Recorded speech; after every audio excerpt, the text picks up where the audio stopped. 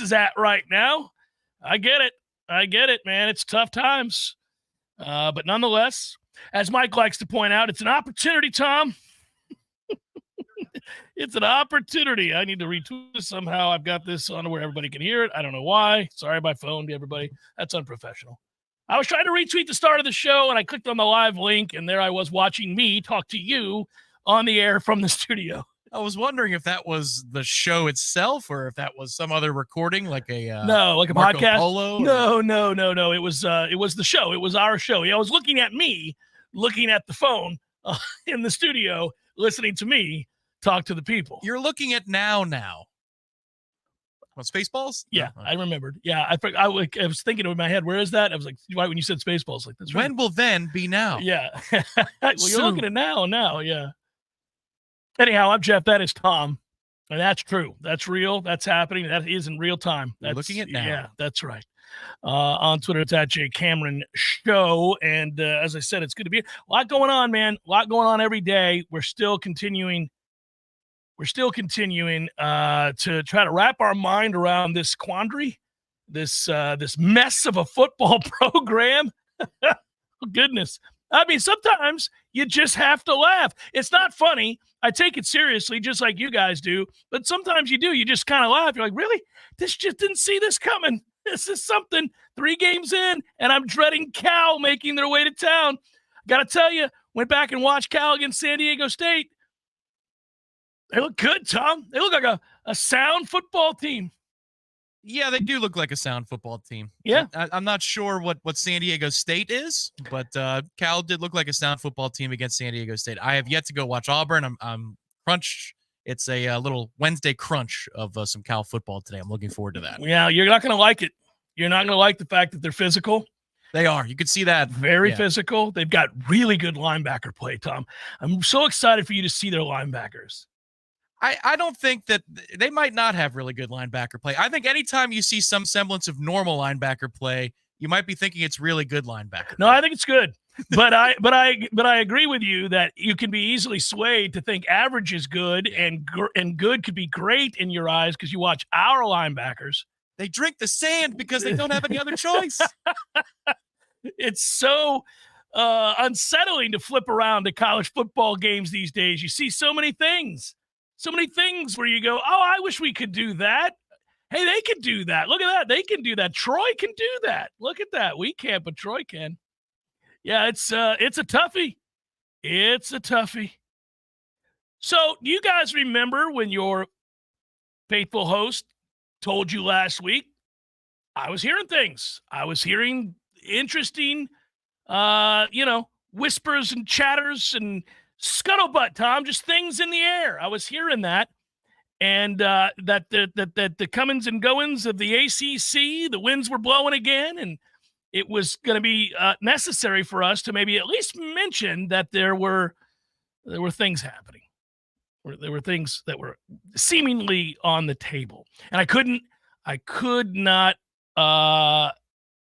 decipher exactly what that was. Well, I knew it had to do with the ACC. I knew it had to do with the potential of our lawsuit and our situation, but I couldn't drill down deep enough to find and confirm exactly what it was, good or bad. Like it could have been really good. Remember I said, well, it could be a good thing. Hearing there may be some sort of mutual agreement, but at the same time, I thought it could be really bad. Could be that we're having to drop the lawsuit because we don't think we can. Remember, we were kind of getting into all the avenues. We weren't sure. Well, the meetings ran late. They ran very late. Very late, much later than normal. And that had a lot of people going, that's what you're talking about. You talking about ESPN either re-upping or not opting in? Are you talking about Florida State and their lawsuit, Clemson and theirs? Turns out that is what they were talking about. It turns out that along the way, in the midst of all of this, and that includes when I say all of this, Florida State and Clemson suing the league, filing suit against the league.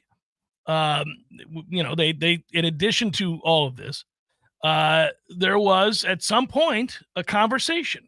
So it's a little bit like, I don't know, what kind of analogy would you want to use?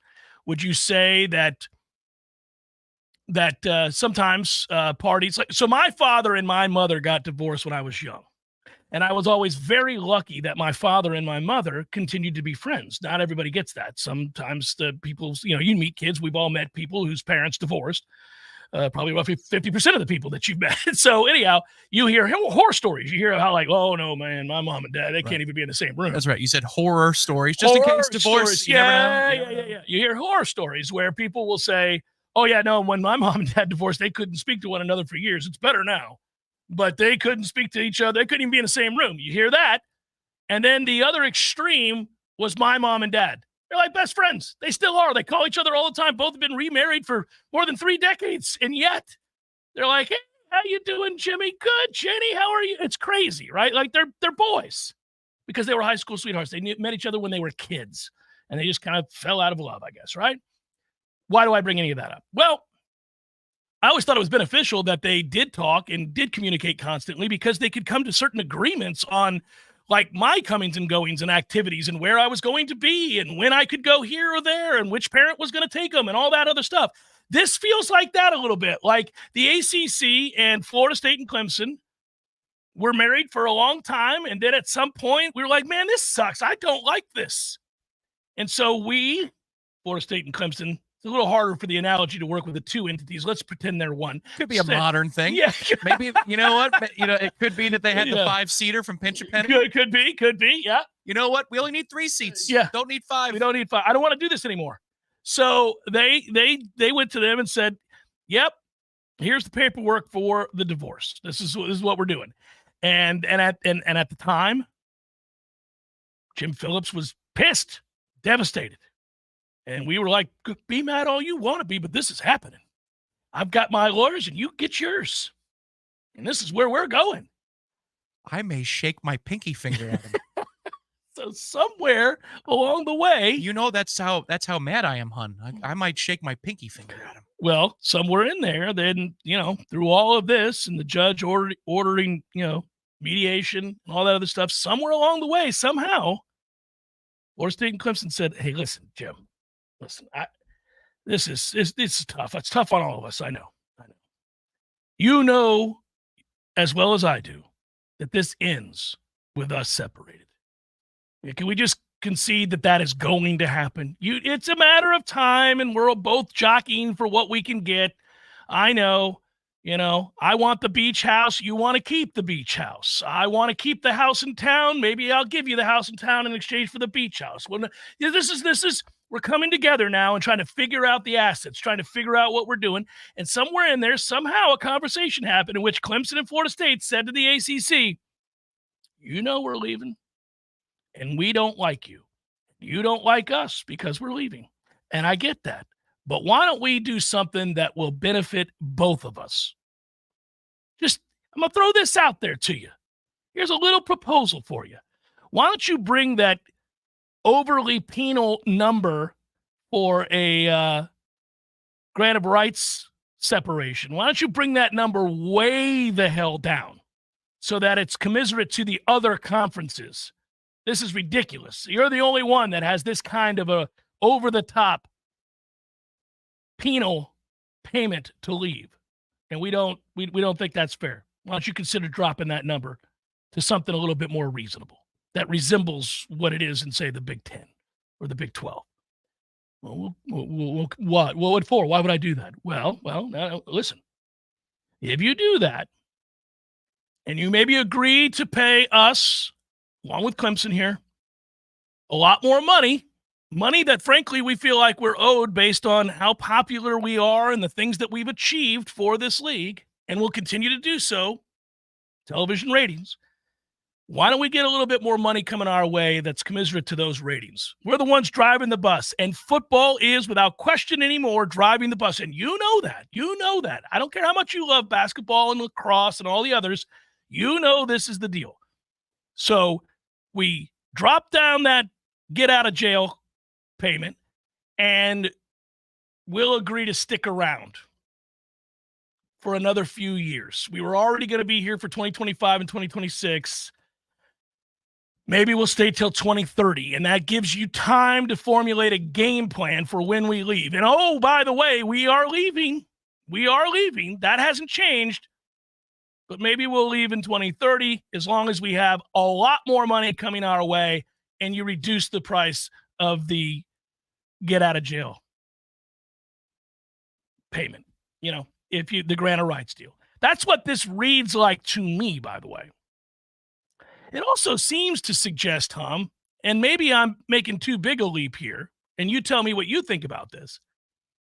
It also seems to suggest that we will get to the power two by 2030. I don't mean we, as in Florida State's going to be in. I mean football will get to the power two by 2030. I think that's fair. Because Florida State wants to align with these other conferences and when their television deals come up. Correct. That makes sense. I think it's always about following the money to the highest level. I think ESPN's involved here more than these articles would have you. Like the Ross Dellinger article does say ESPN is in the middle of this. Of course it does. The ESPN article will not say that ESPN is in the middle of this, but they are. Right. I don't think ESPN wants the grant of rights to be nullified in a court of law. I think that they're worried that it could be. And that they might have pressured the ACC to move on this, or at least listen about it, listen to it. And I believe that these articles were leaked because Jim doesn't have the votes, and he needs the votes, and he needs public pressure on the Dukes and Wake Forest and Syracuse of the world to agree to this particular thing. What I also find telling is that in the ESPN article, none of these universities, granted the condition of anonymity, is saying something akin to, well, Florida State's nuts. I don't know what kind of weed they're growing in Florida, but the trustees are smoking it, and it's ridiculous. You're not because people, when they're granted that condition, will speak freely. Look at the McMurphy article from a couple of months ago. Nobody wants Florida State. People will say anything if they're promised anonymity. Right. The fact that an ESPN article with David Hale, Andrea Adelson, is talking to university officials and presidents, and nobody's saying that this idea is nuts, tells me that ACC schools and the ACC itself know that their position has weakened, that their position is not as strong as it was when we floated this idea in Amelia Island not that long ago. Well, and that they're willing to shorten the length of the grant of rights, that should be the headline to me. When has the ACC ever said, well, we'd be open to shortening the length of the grant of rights by maybe more than 5 years? They've never conceded that. They wanted this thing to be on lock till 2036. That is a major movement that you're not seeing Jim Phillips shoot down, that you're not seeing a university president go on the record and shoot down or speak anonymously and say it's crazy. That's a big deal. Yeah. In fact, the last time we heard anybody from the ACC, you could go back to Jim Phillips saying that what Florida State and Clemson officials were doing was disruptive and harmful to the conference, as you recall. Those were the quotes. I was there in Charlotte to hear him. Is the last time he spoke on this matter, like in any official capacity. And obviously the other schools, that to me, at some point, if you're part of this league, no matter what the distribution is going to grow to in the SEC or the Big Ten, which leaves you massively behind financially. And I'm projecting a little here, but that a couple of things you're sure of. If Florida State and Clemson get out, the league is done. So the league you're in crumbles if they get out. So you really, you can hate them all you want to if you're these other schools, but if they leave, you're done. The other thing is that, and some of these guys, we'll see if they're smart enough to do it. You got a pretty good deal. I mean, if you're Boston College or Syracuse or some of these other schools, you wouldn't get any of this money, not even close to what you're taking home annually currently, if the league ceased to exist and you had to fend for yourself. Like, say you joined another league, whatever that would be. A lot of you guys don't have a landing spot. Florida State and Clemson are going to be gobbled up. They are. They're too big of assets. That's what this is. Fox or ESPN will want those two in the eventual Big Two. We know this. I don't care what any of their athletic directors say, and I don't care what their alumni and boosters say at these other schools, elitist as they want to sound. Oh, we wouldn't take you. You don't have a choice. It's not up to you, and it's not up to your presidents, and it's not up to your athletic directors. It's up to the networks. That's who's driving the bus now, baby. Shut up. Doesn't matter what you think at all. But it would appear like, okay, we talked about this last night at the channel. Ira and I did a video like 11 tonight. To me, it's clear that the ACC is leaking this story, not Florida State, not Clemson. There's a few telltale signs in the body of many of these articles, like, for example, that these meetings with the presidents were regularly scheduled. Why would Florida State care whether you know if it's a non-emergency meeting or an emergency meeting? That's the ACC trying to project strength. Yeah. This is like having to parse through the Tampa Bay Times 10 years ago, and it would seem that Matt Baker gets all these scoops from the people inside the camp of an aunt's legal counsel at legal setting, the strategy sessions. Like, boy, it sure seems like his source might be somebody on a certain side of the issue here. Yes. When reading the Dellinger piece last night, when reading the ESPN piece, it seems an awful lot like a lot of sentences are suggesting that the ACC wants this out there. And why does the ACC want this out there? There's a lot of reasons why they could, not the least of which is ESPN has a decision to make not that long from now, and they need to get people in line to agree with something closer to this. But the question is, does Florida State actually have the ACC on the run? Because ESPN's article says that FSU and Clemson brought this before the ACC. Yeah. But I don't think FSU and Clemson leaked this out there for Dellinger to report. I think the conference wants more support for this idea than they've had in the past. That could be, but I would also tell you Dellinger is very connected to a lot of ACC officials and a lot of university officials. So he could have got it from both. He could have run it down from both, but who really wants this story out there? I think the ACC wants this story out there more than Florida State does. I do appreciate that Dellinger included these sentences in his piece, since you were referencing the article. While more money doesn't always lead to more success, there is a correlation between success and resources. You don't say. Yeah, we've been saying that from the top of the mountain. Like, hey, we cannot compete with all of those around us at this sort of deficit, this soon-to-be astronomical deficit. It's not unreasonable to suggest that we need to do something different or really risk falling so far behind that we're irrelevant. Now, obviously, the results on the field right now that's a separate discussion. But Florida State was right to act on its own behalf, and we were villainized for it. The other part of this is if Florida State and Clemson were desperate, as some in the tobacco road circles are saying today, then the ACC would have had a week, or president or Jim Phillips himself, to drum up a very nice quote to be released in a retort article that would have been leaked right after Dellinger reported, where they say, no deal. These guys are nuts. We would never do that for our member institutions. But note the silence. It speaks volumes about who really is willing to talk here. The league has been working towards keeping the two schools in the league, obviously, right? This is what well, let me skip ahead to this. The reason I said the 2030 thing, Tom, seems to align now with when we're going to get the next round of significant expansion, and we see the Super 2 that everybody's been predicting for some time now. Yeah.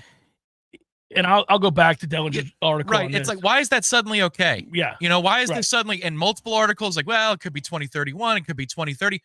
That came out of nowhere. That is poof. It's just now part of the discussion, and it never was before. So it is unlikely that the SEC or the Big Ten would agree to accept a reduction in their TV distribution to add another school. For the SEC, that is especially so given its footprint. The league already owns a foothold in South Carolina and Florida. You hear them say this all the time, like, we really don't want to do this because that's another mouth to feed and, all this other stuff, right? That in order for the Big Ten and the SEC, or as I like to say, for Fox and ESPN as television partners, right? In order for them to expand, to get to where they eventually want this to go, they'll need more money from their television partners, right? We know all of that, a lot more money. And that's where ESPN, as you said, and as Ross said, and as we can deduce from looking at this, is squarely in the middle of all of this, helping introduce this as a possibility to satiate for the time being this window of time where, okay, if Florida State does leave, if Clemson does leave, or if they win in court, we get caught with our pants down here. We need to get this worked out where everybody is okay for now, and let's try to get to 2030. Right. And then ESPN will say, well, magically, we will agree to this re-up, but the re-up only runs through 2030. Right. They're the ones, yes. they're driving the bus here. They always have been. And in the grand scheme of college football history, what they're telling Florida State, or trying to, we'll see if we listen. But what they're trying to tell Florida State and Clemson is wait 1 hour. Give me 1 more hour, and then everything will be okay. But here's a small delay. I don't want that. I'd rather be the hell out of this thing. And me too. And if we have the cards here with this partial summary judgment where we could walk sooner, I say go for it. You didn't use all of this bombastic language to negotiate a deal out of the ACC 6 years from now. The hell with that. Right. What I would tell you, though, Tom, is I want to see the number. I'd really like to know, what does this equate to? Does Florida State, is it a windfall of another $30 million? Fair. If it gets to the level where you're competing nearly dollar for dollar with these other schools, I'm at least willing to listen to that. But I have a hard time believing that this new payout structure, which is available to all schools, also something Florida State wouldn't include in if they try to leak it, that it would rise to that level potentially. I don't know what the number is. I don't know. That's why I'm saying I want to hear what it is. And there's no guarantees that this is going to go through. I think all of it does speak to the fact that suddenly the grant of rights, as you said, doesn't feel so ironclad. Oh, for God's sake, It doesn't seem so ironclad now, does it? A term used often. You're locked in till 2036. You got nothing. I mean, you're going nowhere. There's like three so writers. Why are you negotiating with us? There's like 3 or 4 writers nationally that somehow got the memo in the last 48 hours that, well, 2030, I mean, it's not bad. Instead of maybe a few of those same people saying, ironclad 2036, you're stuck. You're stuck. No, right. 30's not too bad. It's not that far away, but it's also not soon. No, it's pretty good. That somebody's conceding something huge here, and it ain't us, I don't think. I would still leave, though, if we could. Well, you would leave if you knew that Fox was going to fund us going to the Big Ten. Well, if you believe that the summary judgment can have you walk, but you still need to walk into another building. Sure. ESPN clearly in the article, there's one, like the Dellinger one last night is talking about that, there's redundancy in the in the map of the country of where you are. With the Big Ten, there's an expansion of the footprint. So I would think, but this is where they have to know the reality, and I can only think. Yeah. I would think that would open up new markets or more eyeballs on sets for Big Ten football to be able to sell higher spot values, and recoup that money to be able to distribute to the member schools. Well, this has been the hope, right? And then you thought that there maybe would be some sort of argument between the two or an engagement in the two in some way, somehow, where ESPN's like, well, I'm not losing these assets. No. Correct. Exactly. At that point, then they have to bid against each other. And maybe they don't want to bid against each other. That's why I kind of thought that the summertime story out of Action Network was about, hey, we don't want to get played. The two network heads don't want to get in a bidding war against one another for a free agent Florida State and Clemson. Mm-hmm. But it's them. It's not. It's the networks. It's always been the networks. Yeah. I was screaming that when this all happened. Like you hear these commissioners and you hear these athletic directors and you hear these school presidents. I'm like, man, oddly, the more power you guys have gained, meaning the universities in the Big Ten and the SEC, the less say you as a school official have. The programs have become more powerful and you have less say. Your power has been shifted to the networks who are going to tell you what you're going to do. It used to be that Sankey and the rest of these guys wielded real power as they were raiding other conferences and stealing their teams to the ruination of what we knew college football to be. But the irony of ironies is, as they got stronger, they had to cede power to now the network saying, okay, well, if this is inevitable, we're going to get our cut, and this is how this is going to look. Stand down, sir. Yeah, what the PGA is doing with the Saudis, college football is doing with the network executives. It's fascinating. We're taking your money, but then you get to tell us what to do. This is just scratching the surface of all of the interesting things that happened yesterday. We've now been introduced to the term talent fee. I'll tell you about that next. Jeff Cameron Show, 93.3 Real Talk Radio, Warchant TV. Imagine for a moment that you are completely weightless in zero gravity. All of the weight and worry of life is melted away, and you fall into a state of profound relaxation. This is what you'll find at Tallulah CBD Mushrooms THC in Railroad Square when you try out their state-of-the-art floating pods. While you're there, shop for the best quality CBD, mushrooms, THC, and kava products available. Shop Tallulah today with 6 locations in Tallahassee and the Kava Bar Lounge in Bannerman Crossing. Online at TallulahSmokes.com. Howdy, folks. Jeff Cameron here to tell you about my friends at DexaFit Tallahassee. What is DexaFit, you might ask? Well, it's where you want to go if you're looking to elevate your health and fitness journey. DexaFit's exclusive services include AI-enhanced body scans, VO2 max fit testing, and RMR metabolism analysis to provide detailed insights into your body composition, cardiovascular fitness, and metabolic well-being. Sounds like a lot of science, but that's because it is the most advanced science available. In fact, that's a good thing, right? DexaFit gives you immediate detailed insights about your body composition, provides a customized plan to improve on troubled areas, delivered in an easy-to-navigate mobile app so you can share the information with your trainer or even your doctor to find the most direct path to your peak health. Check out DexaFit Tallahassee, the most accurate and most state-of-the-art body composition scanning and fitness planning available. Located on Capitol Circle Northeast, directly next to Bumpus. Check them out online at DexaFit.com and tell them Jeff Cameron sent you. DexaFit Tallahassee. Know your body and transform your life. This is Shannon Young with Fairway Independent Mortgage Corporation. Investors, are you looking for a creative way to purchase your next rental property? Are you looking to get into the Airbnb space? If so, you need to know about DSCR loans. It stands for Debt Service Coverage Ratio. These are loans that do not require traditional income verification. As long as the proposed rent covers the mortgage payment on the subject property, that's the only income you need. If you're looking at investing and don't know if you can qualify, let's set up a plan to get your next income producing property and start putting you on a path to passive income. Give me a call at 954-369-6171. And don't forget, every fellow Knoll that we close a loan for, I will personally make a donation of $250 to the Battle's End. It's Shannon Young at 954-369-6171. Equal housing lender, NMLS number 373030. Tallahassee is full of rich history and traditions. When you think of things that jump out in the minds of longtime residents, the state capitol, McClay Gardens, the Springtime Tallahassee Parade, FSU and FAMU Sports, the St. Mark's Lighthouse, St. George Island, and Paul's Termite and Pest Control. Paul's has been protecting thousands of people, their pets, their homes, and their lawns in the capital region for over 50 years. Locally founded and still locally owned and operated.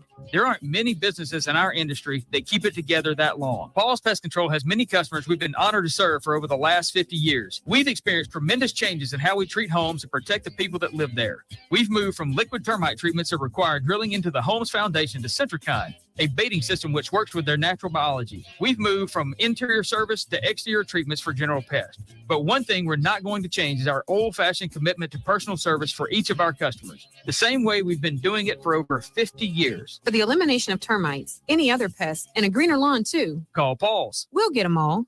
Science-backed, technology-tracked, and coach-led. Hey, Jeff Cameron here. You've heard me rave about the benefits of Orange Theory Fitness and the proven track record of science-backed interval training. Well, now Orange Theory Fitness has done it again, adding more ways for you to improve your health and look your best. In addition to the always great standard workouts, OTF has added Tread 50 and Strength 50 for those in the mood to just lift for an afternoon or attack those cardio goals for the day. Take the guesswork out of exercise. Make sure you're getting the most out of each and every workout. Orange Theory Fitness, location Midtown Tallahassee and Village Square Boulevard.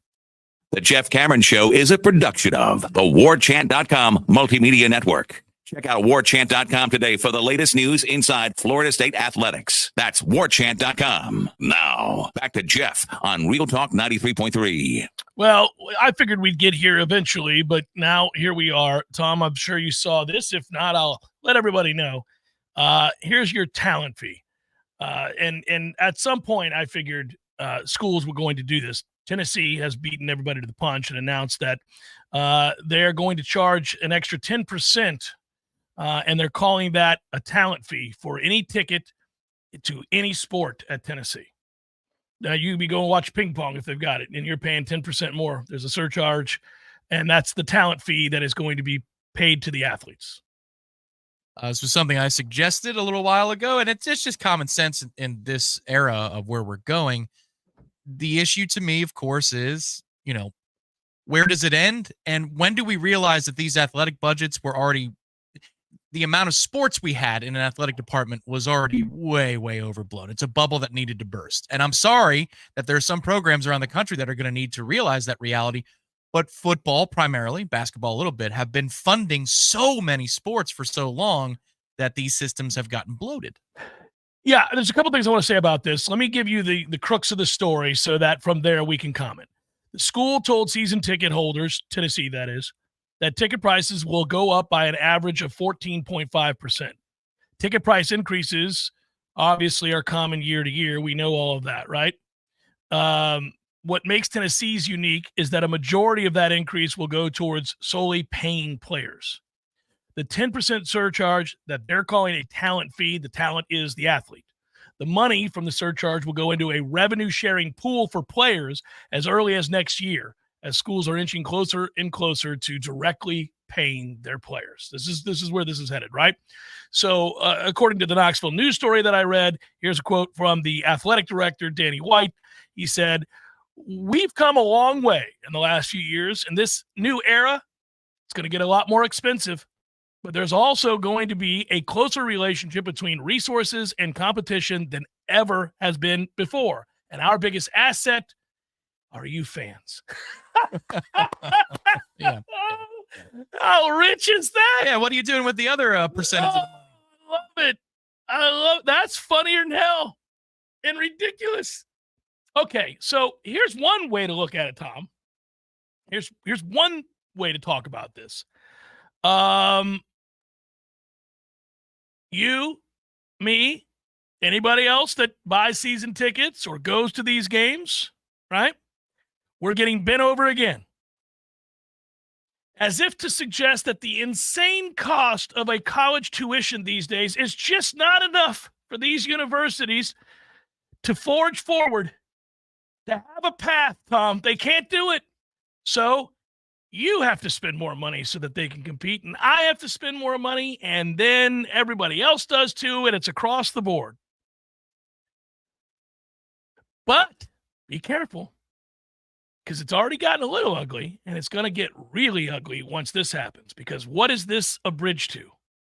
This is what this bridge is. I pay your salary. I'll boo your ass anytime I want. I will say whatever I want to you. You are a professional, and I pay your salary.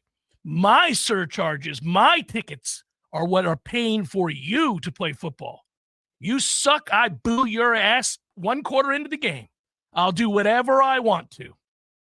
You know that attitude, and you know that's what is seen in professional football, professional baseball, basketball, all around the country. The guy that buys the ticket goes in, drinks a few beers, and says, I'll say whatever the hell I want to say to these guys because I'm paying for this. I'm paying for them to that salary, all of it, right? You're tying the two things directly together. Even though they were always tied together, you're tying them together. Now you are. This is I pay your salary bill. This is the correction of the market, though. Look, the product is what people have tuned into, not the head coaches, not the coordinators, but their salaries aren't going backwards. No.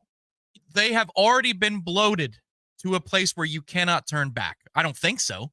Maybe your average assistant coaching salary can go down. Again, not trying to reach in anybody's pockets, but what I'm saying is they had so much money they didn't know where to put it because they weren't paying the players because they could not pay the players. Right. We are restricted from doing this. Couldn't do it. It's amateurism. So now that you have to turn that on, something that should have been turned on a long time ago, you're trying to find extra sources of income in order to account for that rather than looking internally into the money and revenue that's already being generated. And that's why the fans have to, in this sense, spend more money. Yeah, and this is day one of what is now going to be an announcement from every university that plays big-time athletics. Tennessee will lead the way. They'll be the ones that get the credit. Fine. Good job, Tennessee. Not surprising. No, it wasn't rocket science. But congratulations for putting 4 on the board when there was 2 + 2. But they did it. They got it. They got right to it. And I do like that they didn't even fool around. They just called it a talent fee. They're like, hey, here's the deal. We're paying to play, guys. This is what we're doing these days. I like the non-beating around the bush part of all this. I'd like to get to this where we get to this house deal, this house settlement finalized, and we find out exactly what sort of revenue sharing agreements everybody's got in place, and let's go from there. Watch how quickly the rope swings and the fun slides and the arcade games come out of the football-only facilities now. Because, again, they didn't know where to put the money. Yes. So they built slides and roller coasters And they and gave virtual people reality. $14 million to be a head football coach. And Here's our fourth sauna. Do we really need a fourth one? We've got a surplus. We've got to spend it. We're not Use allowed it to or have a lose it. profit. Yeah. Well, now we actually could spend it on the players. Well, no, but we're used to spending it on these other things. Yeah. So we need extra I'm not money. so sure. Let's find some extra money. Where do you think we could? Attendance. We could find it through attendance. Well, it's also not surprising, by the way, for Tennessee to be the first program to add this fee overtly. Remember, they're paying their quarterback an all-time NIL deal. $8 million is what they pay the Nico kid. Really? $8 million is what they pay him. The quarterback. He's good. He's freaking really good. Is he $8 million good? They have to decide. What's $6 million good? What does that get me? It was an $8 million NIL deal in 2022. He committed to Tennessee. And that would be a sizable number for anybody even now. It was really considered crazy at the time. And it was even more crazy because he committed to a Tennessee program that was like, Well, that's when you're bad, you have to overspend, which is talking out of the other side of the mouth right now, which is, man, we've got to brace for that. This is the phone call you must make if you're the battle's end or the boosters. We need more money now to get out of the mess that we put ourselves Mike, in. man, you're not helping us here. No. Mike, you're not helping us here, my man. It's tough to go back to that guy and say, I need another $200,000. I need another $300,000 from you. I know you just gave last year. Yes, I did. I did just give you $225,000 last year, and we're 0-3 and lost at home to Memphis, who we paid over $1 million to come kick our ass. This isn't good. Why would I give you any more money? You just showed me that you don't know what to do with that money. These are the phone calls and conversations that they've got to have, which suck. Get it together, Mike. Jeff Cameron, Show 93.3, Real Talk Radio, Warchant TV. Your local news now. A woman is dead after she was hit by a truck near the intersection of West Pensacola Street and Lapona Road Saturday morning. The crash happened around 2:15 a.m. and has shut down all lanes on Pensacola Street from Lapona Road to Day Street for several hours as officers investigated. The roadway reopened around 7 a.m. Saturday. The accident is still under investigation. No further information has been released at this time. Charlie Adelson is back in Tallahassee. His mother, Donna Adelson, prepares to stand trial starting tomorrow. The murder trial is set to begin with jury selection in the Leon County Courthouse. The two are accused of orchestrating and financing a hit on FSU law professor Dan Markle. Charlie Adelson has already been convicted in the murder for hire plot and is serving a life sentence. He's on the state's witness list, but it is unclear if he'll be called to testify against his mother. This is Rachel Lene with your Real Talk 93.3 local news update, brought to you by Macklemore Systems, Tallahassee's go-to Mac store. Check them out online at MacklemoreSystems.com.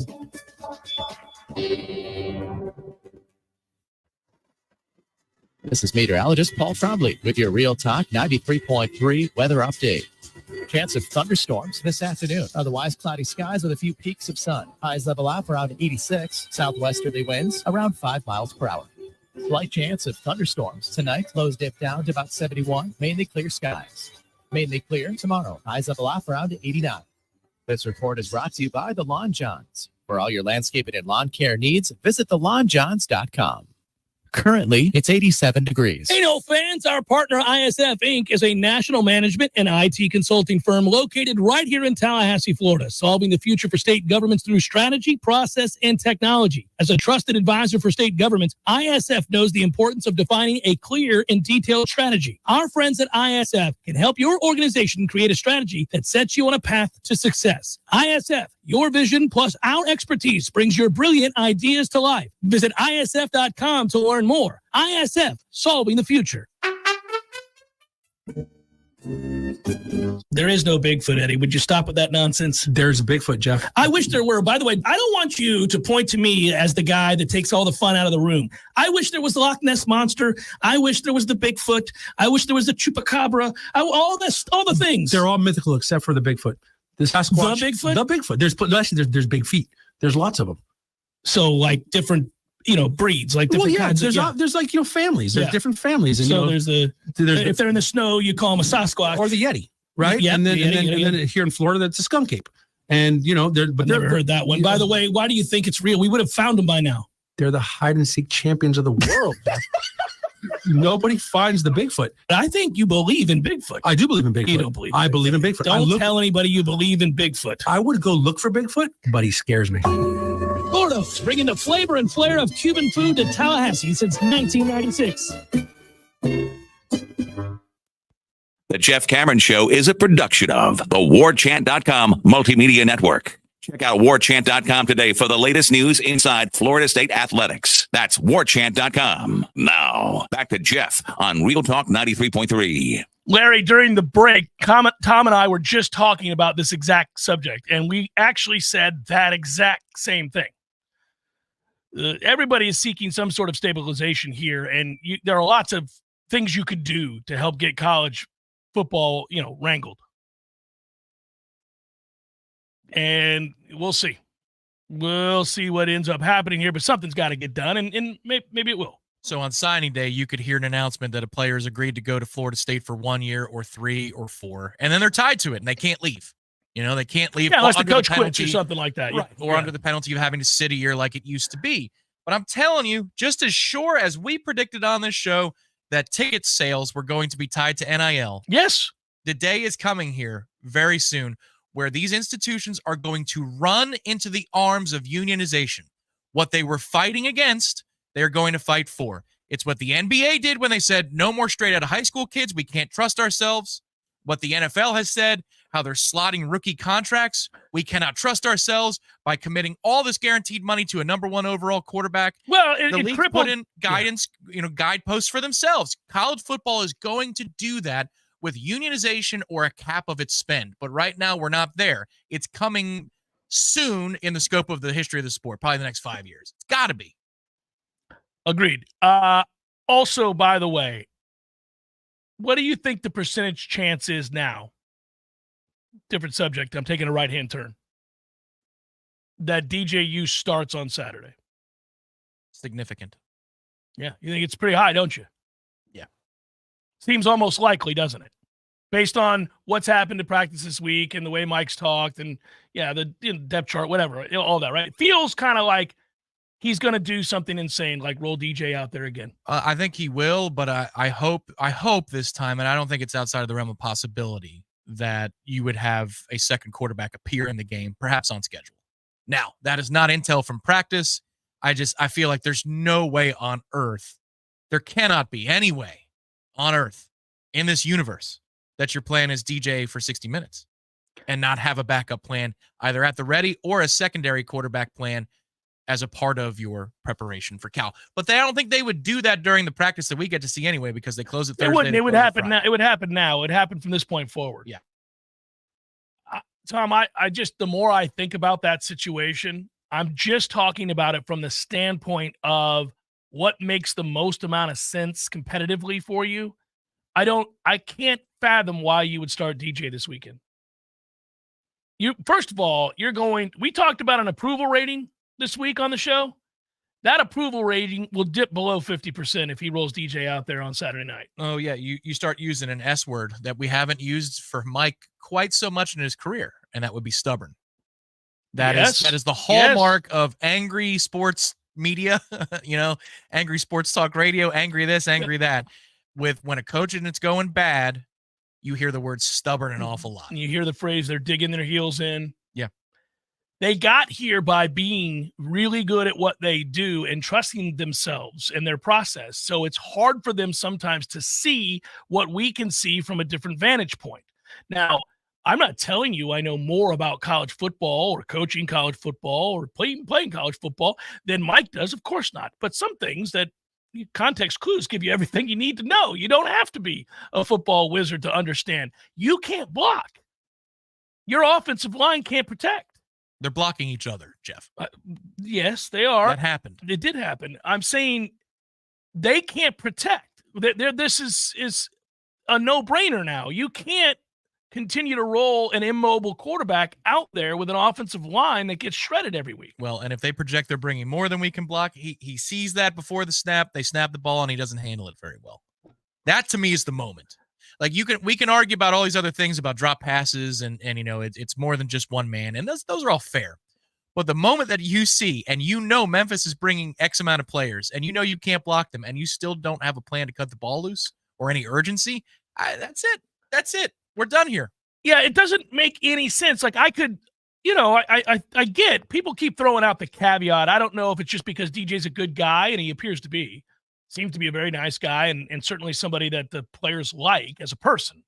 So these are not, this is not a case where somebody is really unpopular in the locker room or anything like that. No, nobody's saying that. And everybody throws out there this sort of caveat to whatever they say they could change. They have to almost apologize to DJ. I'm not apologizing to DJ. He hasn't played well. But also, he didn't bargain for this. And that's not all his fault. I got it. Mike and staff screwed this up, and it's not going to work out. Sorry, buddy. Have a good one on the bench. You're paid handsomely. Enjoy your paycheck. That's cool. I failed you. Yeah, we got to move on. We got to move on. Thought we could run the ball. We couldn't. We can't run the ball. I failed you. You came into a situation. Say however you want to say it. I mean, you don't have to grovel, though. But, I mean, just say that's it. Okay. Just speak the truth. Yeah. I failed you. I failed you. I didn't know what I was looking at. I thought for sure we were going to be able to run the ball, and then we would have been able to cut your big arm loose down the field on play action. Can't do that. We can't protect you. You're also not simpatico with me on this offense. You're not seeing what I see. This has all been a disaster. Not all of your making. Have a seat. Been good talk. All right, Brock, here's what we're going to do.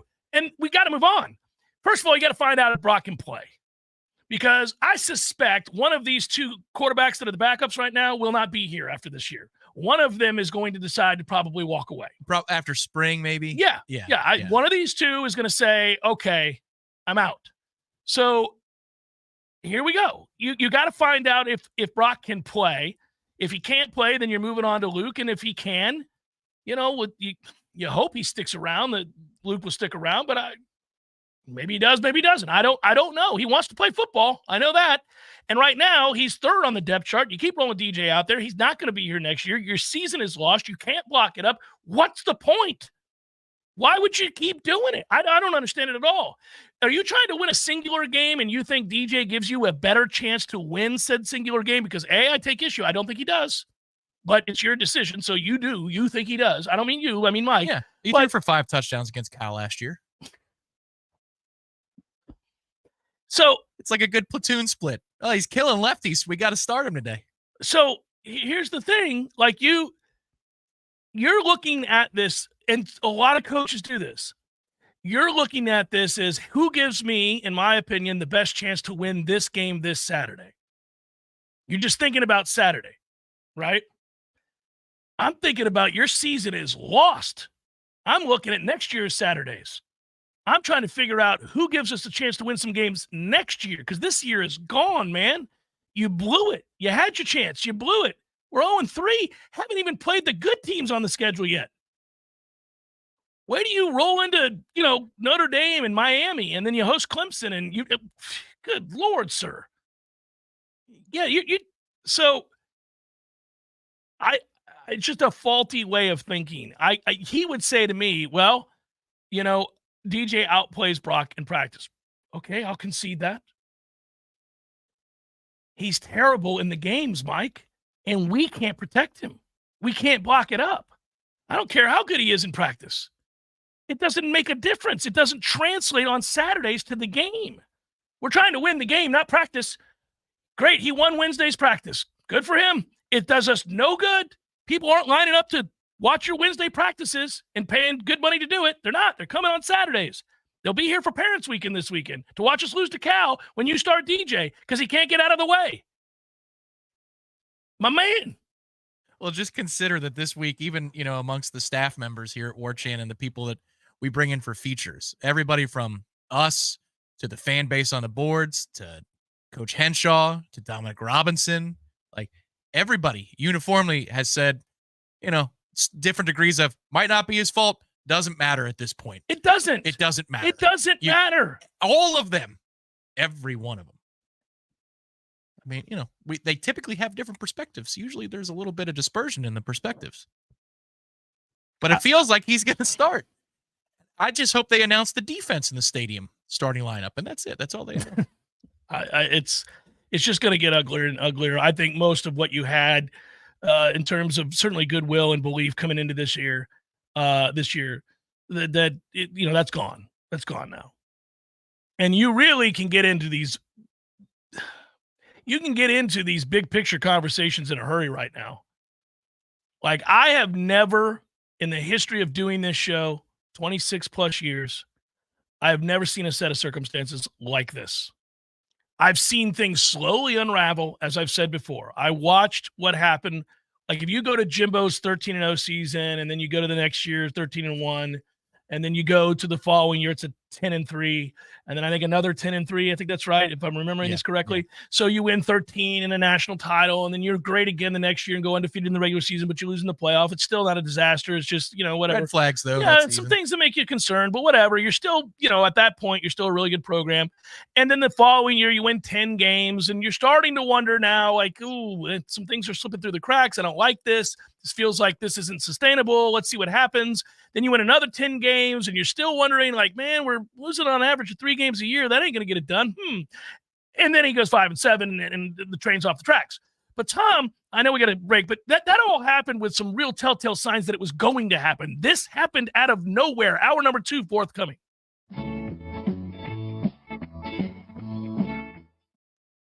For the most authentic Peruvian flavors in the capital city is Café de Martín and El Bar, where you can escape to another world and indulge in the true taste and experience of Peru. Enjoy great specials every day, like our all-new Peruvian hot chicken wings with an ice-cold Modelo served every Monday and Wednesday, plus all-day happy hour every day and exciting live entertainment every weekend. Join us this Friday at 7 p.m. with the Mariachis, a full mariachi band.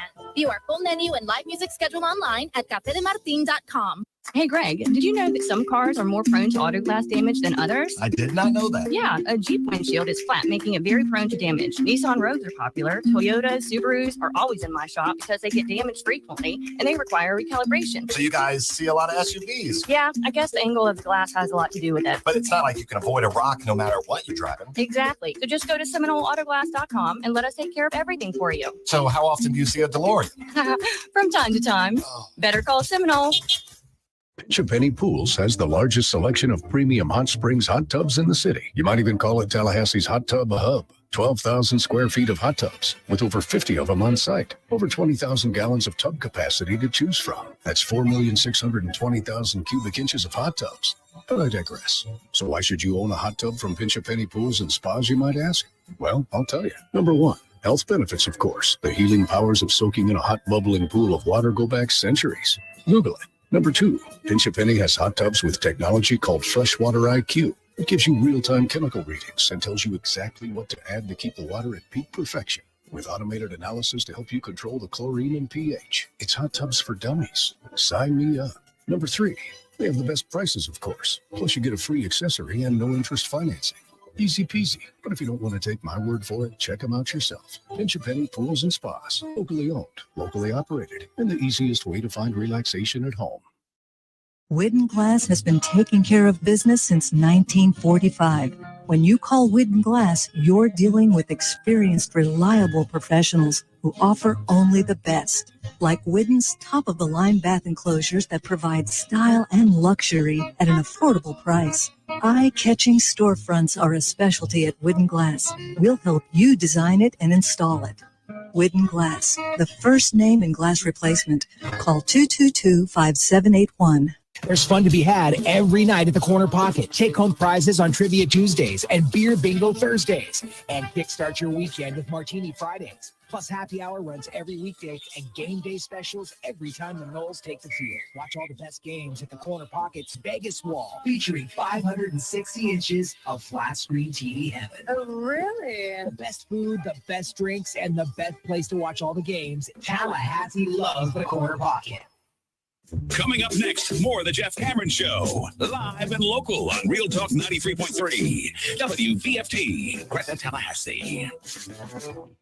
Your sports When I'm out flash. on the golf course, I expect to hit good shots with my irons, but my set is over 10 years old, so it's time for an upgrade. When I heard how the new PXG Black Ops irons can dramatically improve my game, I had to give them a try. I booked a fitting at a PXG location, I brought my current irons, and I took the PXG Irons Challenge. In fact, I went out to Southwood Golf Club just a few weeks ago to see my man Ian Steele. This guy is a club fitter, knows his stuff. He was on the professional circuit, he's coached in college, he's seen all kinds of swings, high handicappers, low handicappers, plus handicappers. He knows his stuff, and I was thrilled with how thorough he was with the fitting experience. I was hitting 7 irons mostly all day, a couple of long irons, but he really dialed me in and got my numbers right, and now I will be playing with a set that's 2 degrees upright from PXG. New PXG Black Ops irons are game improvement missile launchers that feature X-Core 2 technology and dual cavity design that combines with their high strength, ultra thin steel club face to deliver superior forgiveness, absolutely explosive distance, and a feel that's softer than a baby bunny. New Black Ops irons are incredibly easy to hit and maximize performance and fun, and they're only $149.99 a stick. That's a great price for a great golf iron. Take the PXG Irons Challenge yourself. Go see Ian Steele. He rocks. It's a ton of fun, and if PXG's new Black Ops irons don't outperform your current irons by delivering either more distance or tighter dispersion, which means better accuracy, during that fitting, you'll get a $100 MasterCard rewards card. Hurry, this offer ends October 7th. Book your fitting today at pxg.com. That's pxg.com.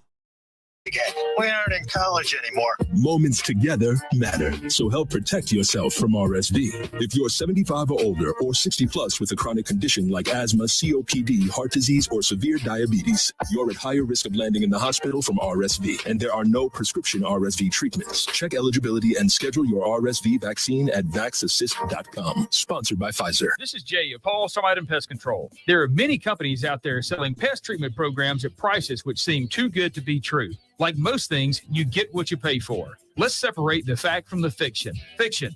The price these companies offer includes all visits needed to keep a home pest-free. Fact.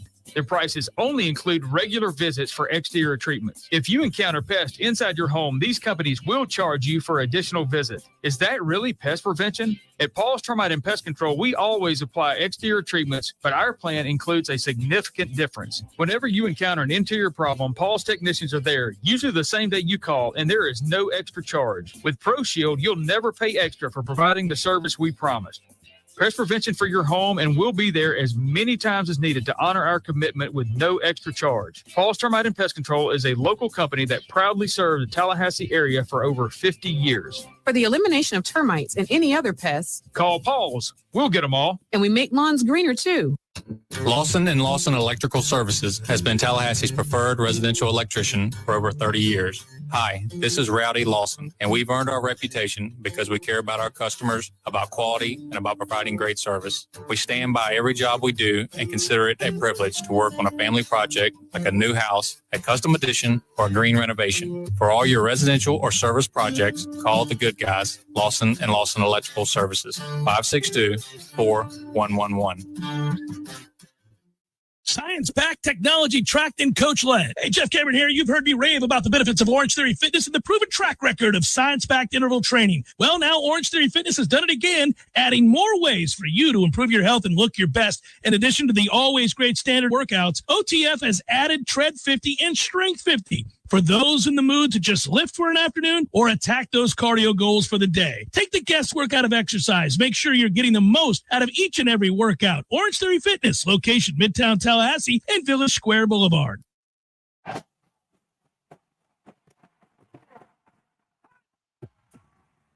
Live from Florida's capital city, this is the Jeff Cameron Show, brought to you by Orange Theory Fitness on Real Talk 93.3. Now, stop what you're doing and listen closely. It's time for the Jeff Cameron Show in 5, 4, 3, 2, 1.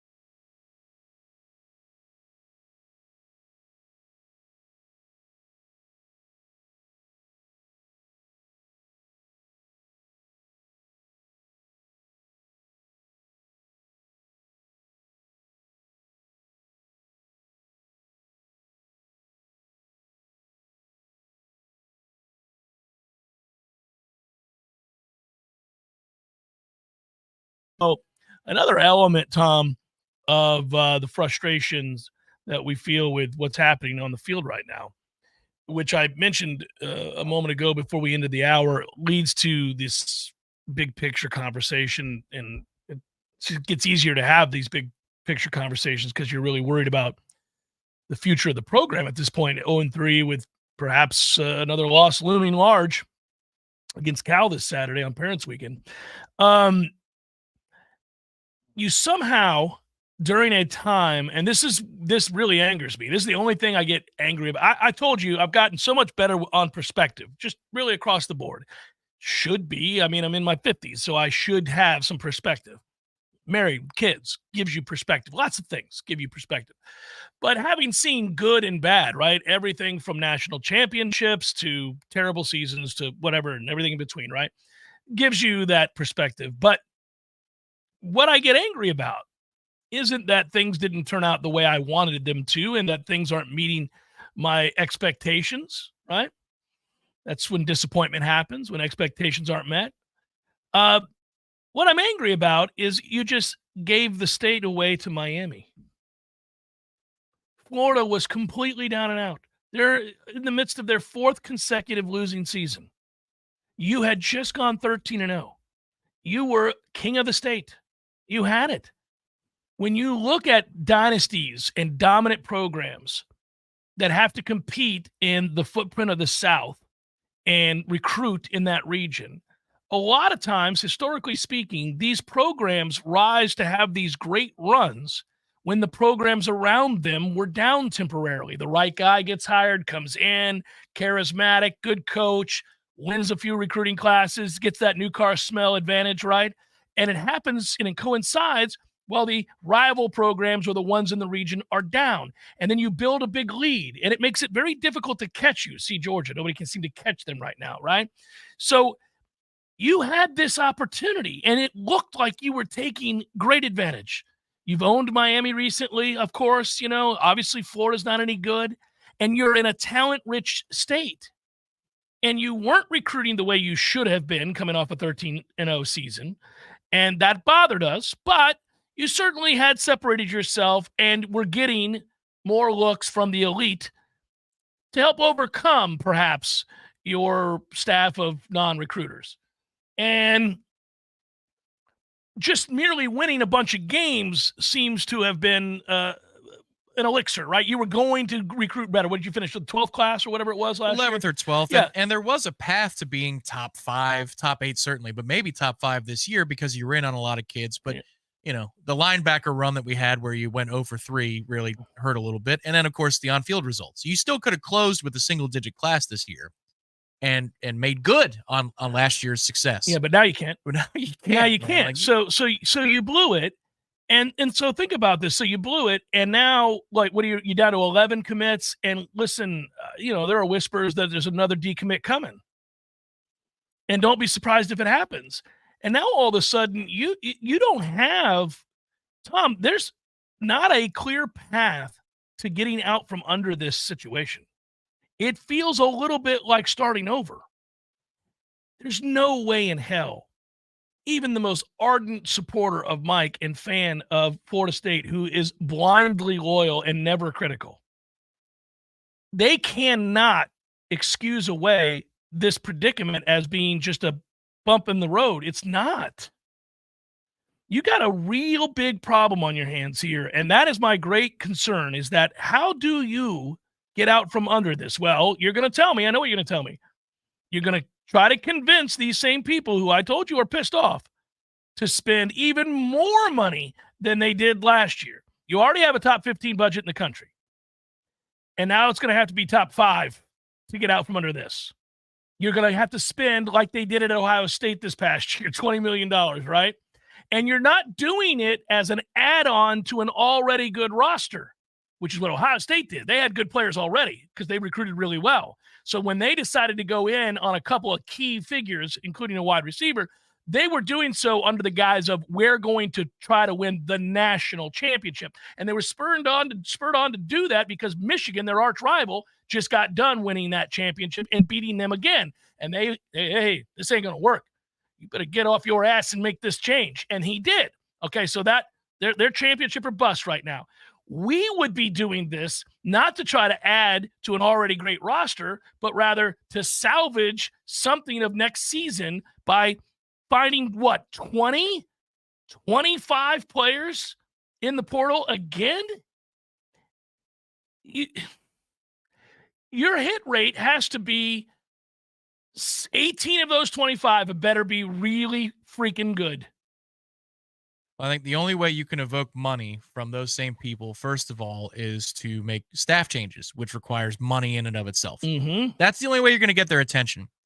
The next thing you have to do is have an uncomfortable conversation about the upgrades that are being conducted and built right now.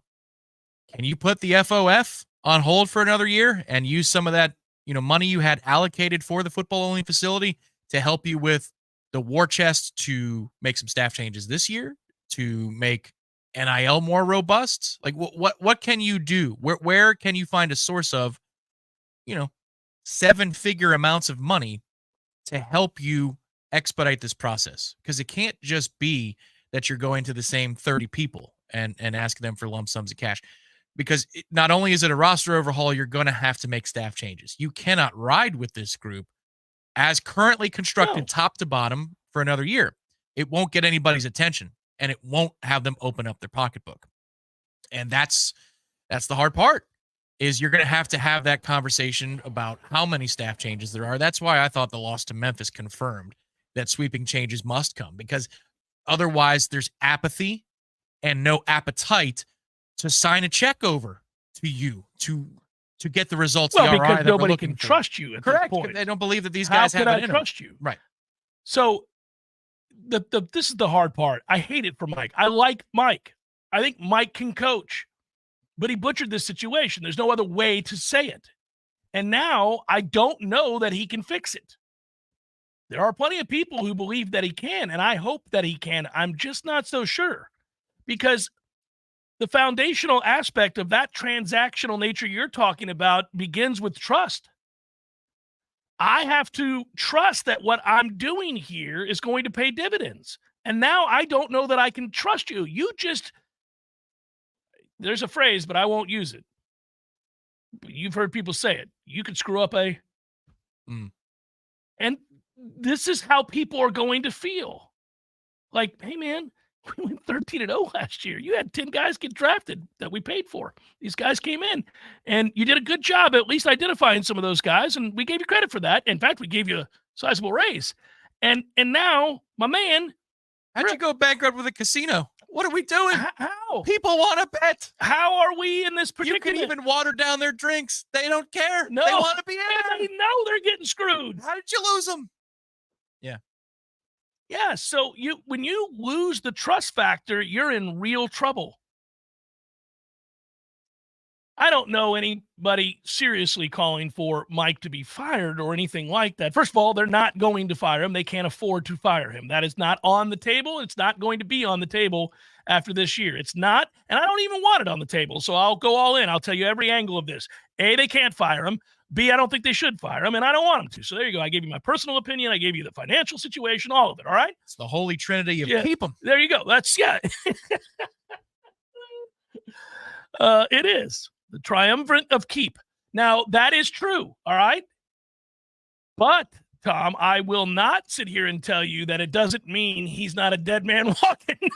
That's because that's the problem. Like, it may be another couple of years, but I don't know that you can. You have to. That's why the drastic changes have to occur sooner. They have to occur as soon as possible. And that means this offseason. You mean drastic changes as in staff changes? The staff changes, but also then, I think that's the only way you get the attention of people that you need their help right now, is you're saying, my mistake, and to prove it, we're going to make sure that these guys are well compensated with their buyouts, but we're buying them out. And now, who can we go get to help me accomplish the mission? The problem is, again, you've extended yourself from a budgetary perspective pretty thin with the stadium upgrades. We're in the middle of a lawsuit. We're in the middle of the stadium upgrade. We're in the middle of a football-only facility. You might have to budget for university athletic department money to be going to players if the congressional settlement comes through. Like, there's a lot of things. There's a lot of mouths to feed here. And so I don't know where you can pull from to help allocate towards, because I feel like the university side is going to have to come up with the coin, and this might be an oversimplification, but for staff changes, I feel like he's got to come from there. For the roster overhaul, he's going to need the people. He's going to need the people's help. And maybe his own. And maybe he needs to reach into his bank account. The man just got a sizable raise. Let's go. You blew it. No stone unturned. Sucks for you. No stone unturned. This is a crisis situation. It is.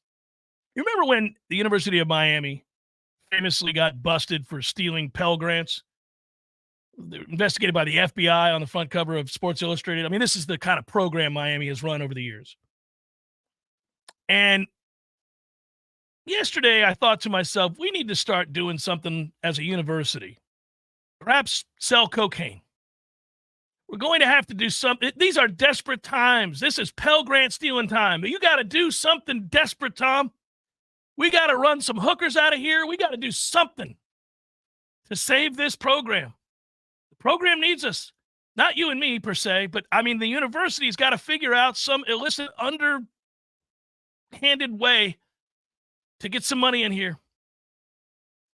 You know, don't announce it, of course, but let's figure something out, guys. Well, why don't you have let's have Legends install like a fast pass line for only $25 a person. You get the expedited security line. Hey, man, Disney did it. And people spend, and they don't even think twice about it. So $25 because nobody likes to wait, and I don't want to wait on this football turnaround. Come on, Alfred, you can do it. You could do it. Tell Legends create a fast pass. Call it the Spear Pass. Yep. Don't mind if I do. Excuse me there, $25. Derek. I'm going to walk right into this That's stadium. right. They don't even care if you got to handle liquor. They don't care. Nope. $25. Yeah. You quietly raise the price of sodas. Okay. Don't even quietly. We got to do what we got to do out here. Buy a Battle's End pretzel. Not the normal pretzel, but a Battle's End pretzel. That's an extra $2.50. By the way, while you're at it, this popcorn looks like popcorn, but it's heroin. And it's going to run you $300. A little baggy in there. You're good to go. Whatever we got to do. There'd be whispers all over the country that Florida State's athletic department was dealing heroin. You could deny it because it's absurd. What athletic department is dealing heroin? What is wrong with you people? Why would you write something like that? What kind of rumor is this? This is insane. No, we're not running heroin. You can just deny it because it's insane. And the 60 Minutes. Yeah. We have confirmed reports. Yeah. By No, and then the next thing you know, it'd be Alfred sitting across from whoever, and, you know, Cooper or whatever his name is. Anderson Cooper, yeah. And he'd be sitting there, and he's like, so I must ask you, Mike. I don't know what it is you're talking about. Are you guys running heroin at the concession stands to make up for a blunder from your head coach 2 seasons ago? No. Read my lips.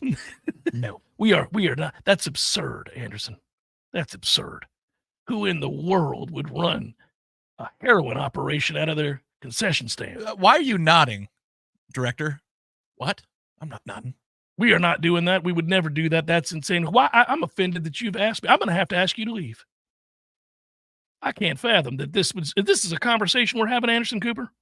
You're asking me if I'm running heroin out of my concession stands during Florida State football games? Is that what you're asking me? That is insane, sir. Why is popcorn $40 for a small? It's good popcorn. It's the best popcorn you've ever eaten. I suggest you try it. I promise you won't find heroin in it. But some butter and salt instead. Tom, you got to do something. See what Mike Norvell has done now? He's unlocked the absurd, you and me. We're back. Do you need more than this popcorn, sir? What else is there? A soda? Oh, no, there's something better than soda. Have you ever had sex? It's Jeff Cameron Show, 93.3 Real Talk Radio, Warchant TV. Get excited about your home design with Tallahassee Lighting and Decor, where you can discover an incredible selection of lighting fixtures, exceptional furniture, and unique decor for any style and any home. At Tallahassee Lighting and Decor, you'll get the chance to consult with one of our design representatives to curate the perfect space to fit your home and lifestyle. Visit Tallahassee Lighting and Decor today. Proud sponsor of Patty's Playhouse, Saturdays at 11 a.m. on Real Talk 93.3. Find out more at tallylighting.com. That's tallylighting.com. Howdy, folks. Jeff Cameron here to tell you about my friends at DexaFit Tallahassee. What is DexaFit, you might ask? Well, it's where you want to go if you're looking to elevate your health and fitness journey. DexaFit's exclusive services include AI-enhanced body scans, VO2 max fit testing, and RMR metabolism analysis to provide detailed insights into your body composition, cardiovascular fitness, and metabolic well-being. Sounds like a lot of science, but that's because it is. The most advanced science available. In fact, that's a good thing, right? DexaFit gives you immediate detailed insights about your body composition, provides a customized plan to improve on troubled areas, delivered in an easy-to-navigate mobile app so you can share the information with your trainer or even your doctor to find the most direct path to your peak health. Check out DexaFit Tallahassee, the most accurate and most state-of-the-art body composition scanning and fitness planning available. Located on Capitol Circle Northeast, directly next to Bumpus. Check them out online at DexaFit.com and tell them Jeff Cameron sent you. DexaFit Tallahassee. Know your body and transform your life.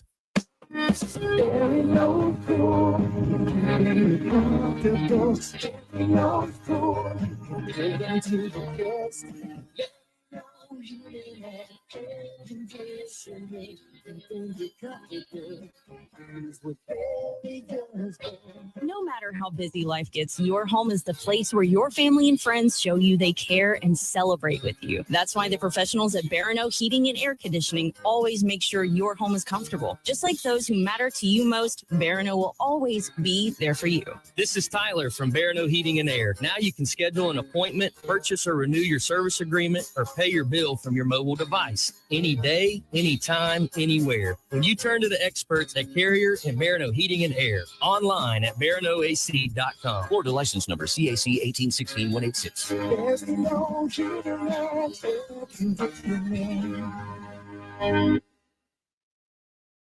At Epps Decorating Center, we're your locally owned Benjamin Moore retailer. We're your store for quality with brilliant and durable paints in a variety of sheens and thousands of colors. We're your store for service with one-on-one advice for contractors and homeowners. We're your local experts, and we're here to help with all your painting projects. Benjamin Moore, available at Epps Decorating Center with 2 locations in Tallahassee. Find a store near you and visit EppsDecorating.com. That's EppsDecorating.com. Your destination for the most authentic Peruvian flavors in the capital city is Café de Martín and Del Bar, where you can escape to another world and indulge in the true taste and experience of Peru. Enjoy daily lunch specials like our all-new crunchy shrimp with Peruvian dipping sauces and 2 sides, plus all-day happy hour every day and exciting live entertainment every weekend. Join us this Saturday at 7 and hear the incredible voice of local star Rachel Hillman. View our full menu and live music schedule online at cafedemartin.com.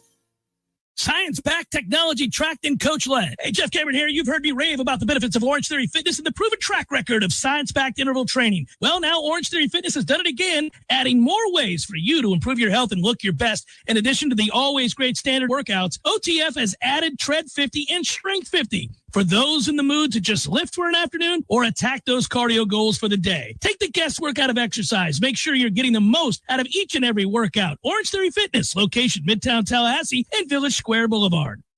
The Jeff Cameron Show is sponsored by Shannon Young with Fairway Mortgage Corporation. He's so good, he's even got Jimbo's Christmas tree pre-approved for a new home. Visit loansforknowles.com. Jeff Cameron Show 93.3, Real Talk Radio and Warchant TV. So no, we're not going to go with the heroin in the bottom of the popcorn. I thought it was a brilliant idea. I feel good about what I suggested there. We'll see. Got to do what you got to do. We're trying to win some damn football games around here. That seems to be desperately in peril. Well, you know what the actual. I'd say I'm a hell of a patriot. I'm a great fan. You're one of the greatest fans. I mean, the best. Forget about it. You know what's coming, though. I mean, for real, is if they feel the squeeze at this level, they'll be the one to ring the bell on private equity. They need the money. That would be the play that they would make. Got to do what you got to do, Tom. You got to do what you got to do. Who are you letting in through the front door? We are having a hard time. It's not, I mean, this is, yes, the mob is now in the restaurant business. We've got to let Tony in. Oh, no, but I read an article that says that there would be no interest rate. We're looking to invest in the space with no return. So do they get they get lucky today, this Saturday, I think, because of Parents' Weekend. Although I'm not entirely sure. I mean, you think the parents are coming this weekend? I think the 7:00 start actually helps, but sometimes parents have earlier bedtimes. So we'll see. We'll see how many of them Well, it's stick easier around. to go to bed when the team you're asking them to watch is 0-3. I'm saying they show. But you got to keep them there. That's your job. Keep them in the building. I think they're going to be in the building, though. It better be nice weather. I'm not so sure anybody's sitting in the rain. I can tell you that. Is it supposed to rain? I don't know. It rains every day. It's pouring right now as we do this show. Wherever you are, it's pouring right here, right now. I know I wore my sunglasses on the drive over for the first time in weeks. Like, I need the sunglasses. Go figure. Jeff, you can't kill off your fans with the heroin. Even Pablo Escobar realized that. That's probably true. Maybe not that something as harsh as heroin then. Maybe something a little bit lighter, a little lighter fare in the popcorn. Well, maybe we have gummy bears. The best gummy bears you've ever had. God. Once upon a time in Florida State, they talked about the honey fried chicken. Now they talk about the gummy bears. They're just the best. Picture this. Glenn starts the Knowles rip-off, 9 straight wins. Norvell gets up to the dais, stone-faced, and says, we're a different team than we were to start the year. Invitational bound. We're not going to the invitation, but I don't think that you're going to get to the invitation, but they win 10 in a row, because that would be in Charlotte as well. If they got to take us. Well, if they won the ACC, yes, they get it. What kind of dream fantasy world are we talking about here? This team's These terrible. gummies are delicious. Yeah, I was going to say, this is there's no evidence that even putting Brock Glenn in is going to radically alter how bad this team is. It'll give them a chance. It gives them a fighting chance because they have a quarterback that can get out of the way of an unceasing pass rush that comes in waves day in and day out because you can't run. They know you can't run.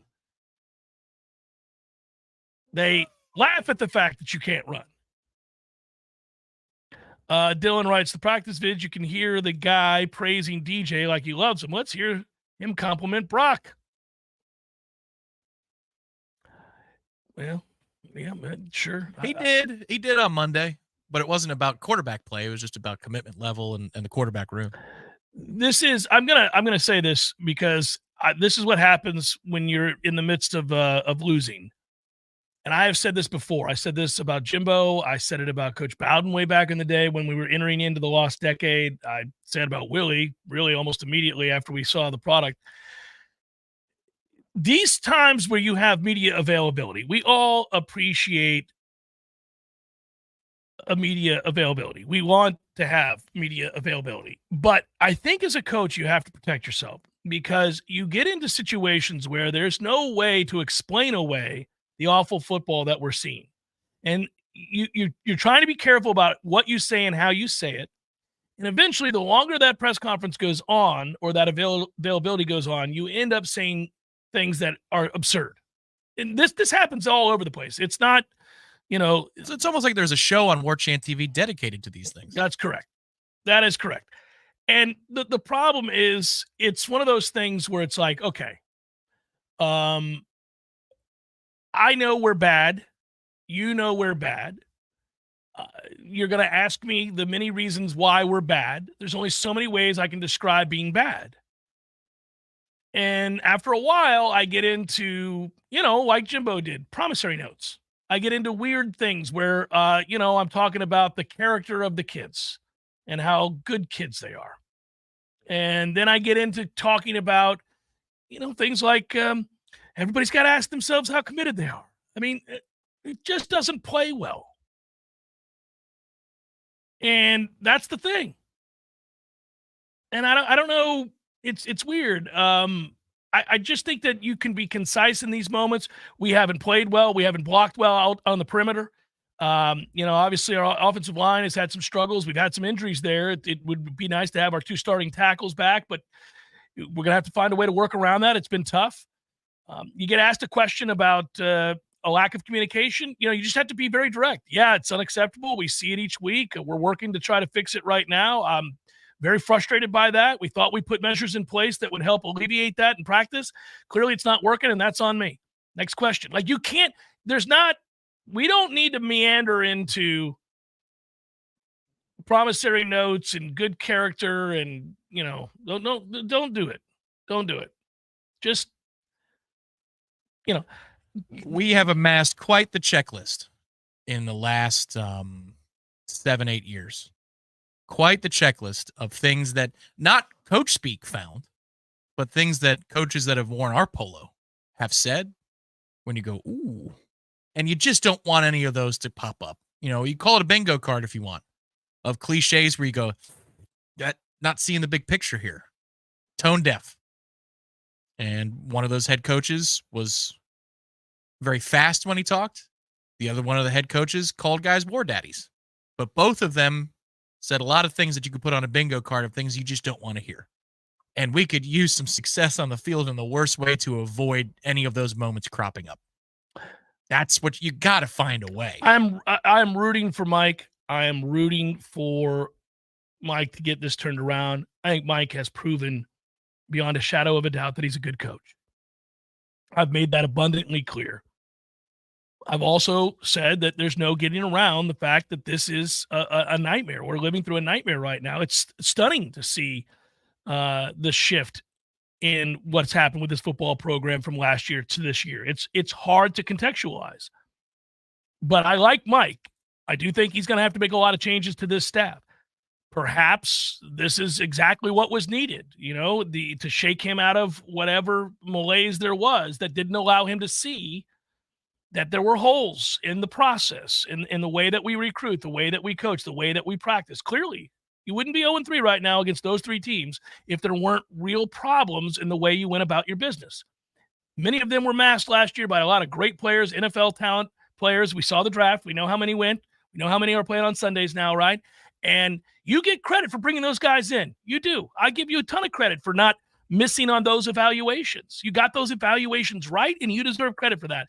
So, listen, I can knock him for having what right now is a god-awful season that came out of nowhere and has shocked us all, while also noting that he was responsible for the turnaround to begin with. That's why the expectations were so high coming into the season, was because he had proven himself, because he had done a good job of evaluating, especially in the portal. But this team is right now playing like a team not just devoid of as much talent as we thought they had, but also they're not playing well in terms of on the field. The football isn't good. The coaching hasn't been good. We point out mistakes that happen every week. He points them out too. Well, that falls at the feet of the coaches. So you can say that without that being a referendum on who he is long-term as a head coach. But it is also fair, especially in a show like this, to begin to ask aloud, is it something you can overcome? I've never seen anything like this. I don't know the answer to that. I have suspicions that it's going to be very difficult to overcome, but maybe he can. Maybe he can. I'm rooting for him too. I don't want Mike to go anywhere. First of all, we just gave him a ton of money. He's young. He's excitable. He works very hard. I've never questioned work ethic. There is no question that he works exceptionally hard. He cares deeply. The kids and the families like him a whole lot every time they come on campus. Of course. So there's a lot to like about Mike. It's just that, this is a business about results, and they're 0-3 against three teams they were favored to beat, all of whom you have more talent than. That ain't a good look. R. Wilmer, I think you asked, all right, Jeff, the uprising has canned Mike. Who do you want to be the head coach? Dan Lanning. That's who I would hire if I could pull him away from Oregon somehow. I don't know that I could now that they're in the Big Ten and making gobs of money. But he's only, I think, 38 years old. He's young, and he's done a really good job, obviously, at Oregon. I mean, going into this season, I think he had won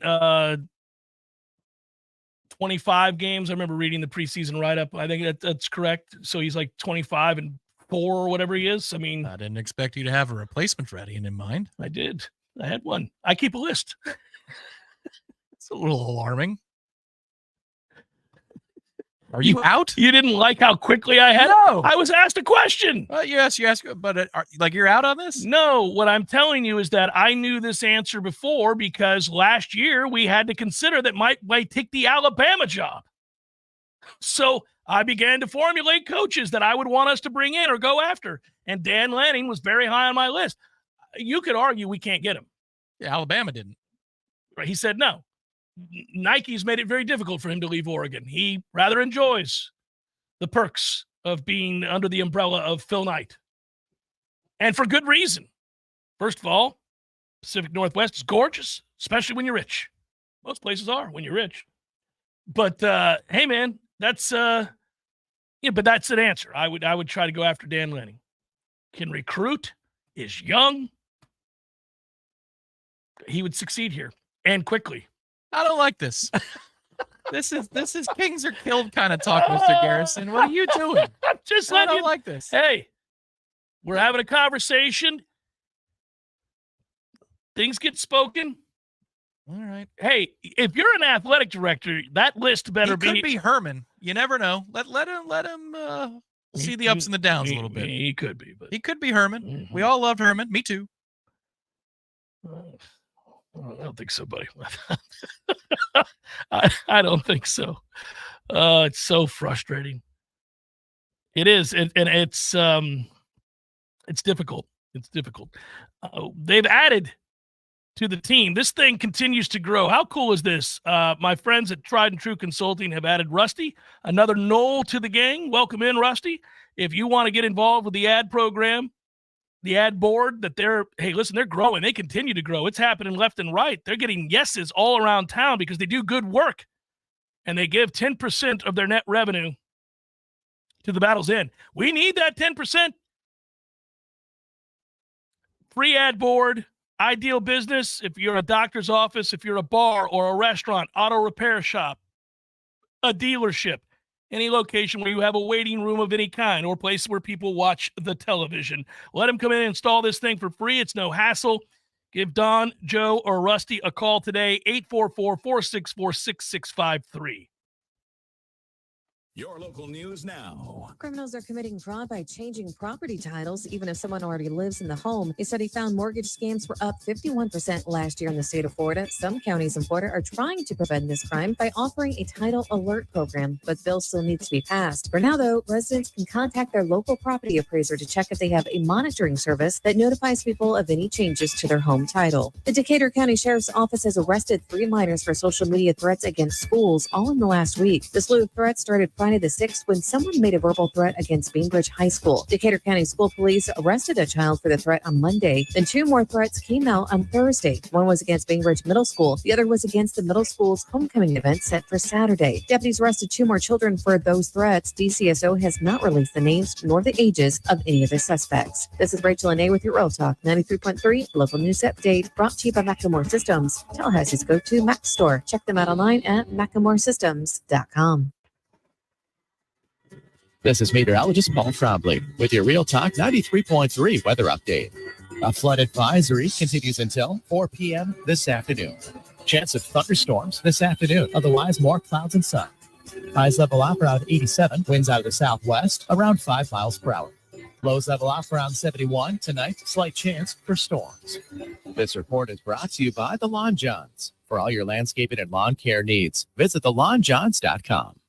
Currently 87. The kids are back in school, and that means more homework, more projects, more research, and more screen time for the kids. These days, you can't get much done without using a phone, tablet, or computer, so you'll need all your devices working properly. Macklemore Systems is here to help. Not only can you get repairs, upgrades, and replacements, but you can also get expert advice, guidance, and consultations on how to maximize the use of your Apple gear. The trapper keepers are gone, and in this digital world, Macklemore Systems are your digital experts. Online at MacklemoreSystems.com.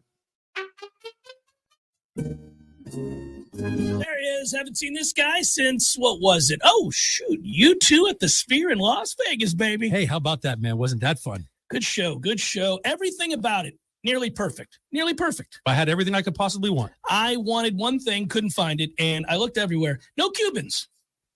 What do you mean? There was Cubans. There was Cubans. No, I didn't see any Cubans. Dude, I'm sure there was Cubans there. I mean, you know. No, I walked around. There was a moment right before the show. I thought, got to find some Cubans. Nothing. Dude, there's Cubans. There was Cubans. I'm sure there was Cubans. In Las Vegas? In Las Vegas. No Cubans in Vegas. There's Cubans in Vegas, man. Eddie, there were no Cubans. Chef. The sandwich There were no Cuban sandwiches. You're Cuban. Of course I know there were Cubans there. Oh, the sandwich. Yeah, no, there probably wasn't many there in Vegas. No Cubans. No, not yet. Florida, bringing the flavor and flair of Cuban food to Tallahassee since 1996. The Jeff Cameron Show is a production of the Warchant.com Multimedia Network. Check out Warchant.com today for the latest news inside Florida State athletics. That's Warchant.com. Now, back to Jeff on Real Talk 93.3. Yeah, I was looking at the bottom 10 this morning, Tom. You know, they do the bottom 10 every week on ESPN.com for college football. We were there. It's okay. I know where we are. Hurts. Washington's there too. Dramatic fall. But they're 2-1. We haven't won a game. They're in the bottom 10 with a winning record? Yeah, because they just lost to Washington State. Oh. They lost the Apple Cup. Devastated. And, you know, it certainly probably hurt them. But they can't be as bad off as our 0-3. Oof. We'll see. I am very, very, very curious to see how we come out and play on Saturday night. I really am. I haven't really seen, you know, the word quit is thrown around way too often for my liking. Most of the time people this competitive don't quit, but it can't happen.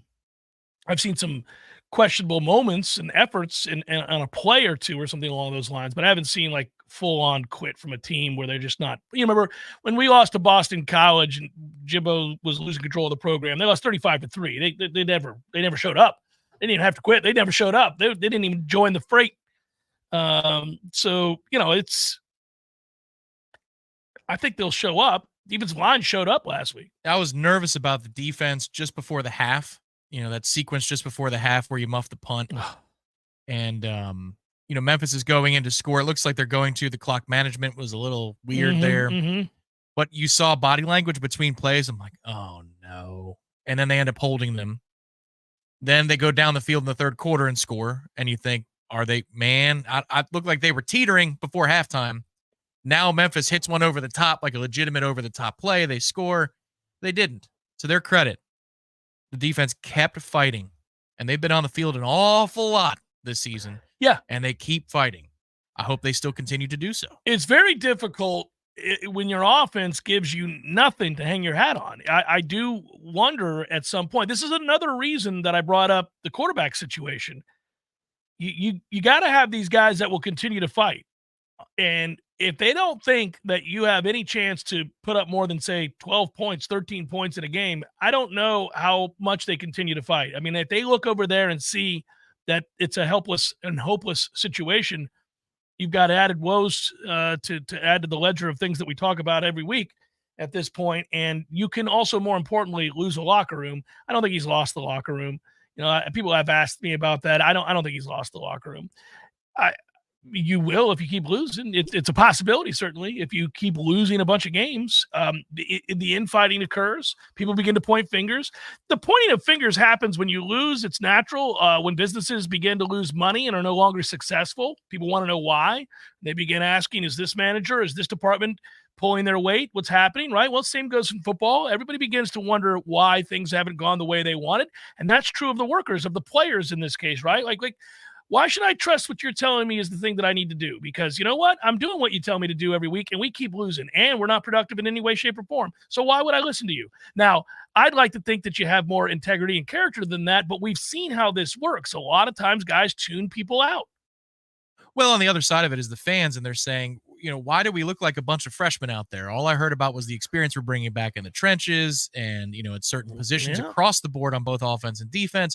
A lot of games played, a lot of experience, and yet we're not communicating like we've ever played together, like we've ever practiced and been prepared. And so the fan would say, if we're going to look like a bunch of freshmen, why don't we actually play the freshmen?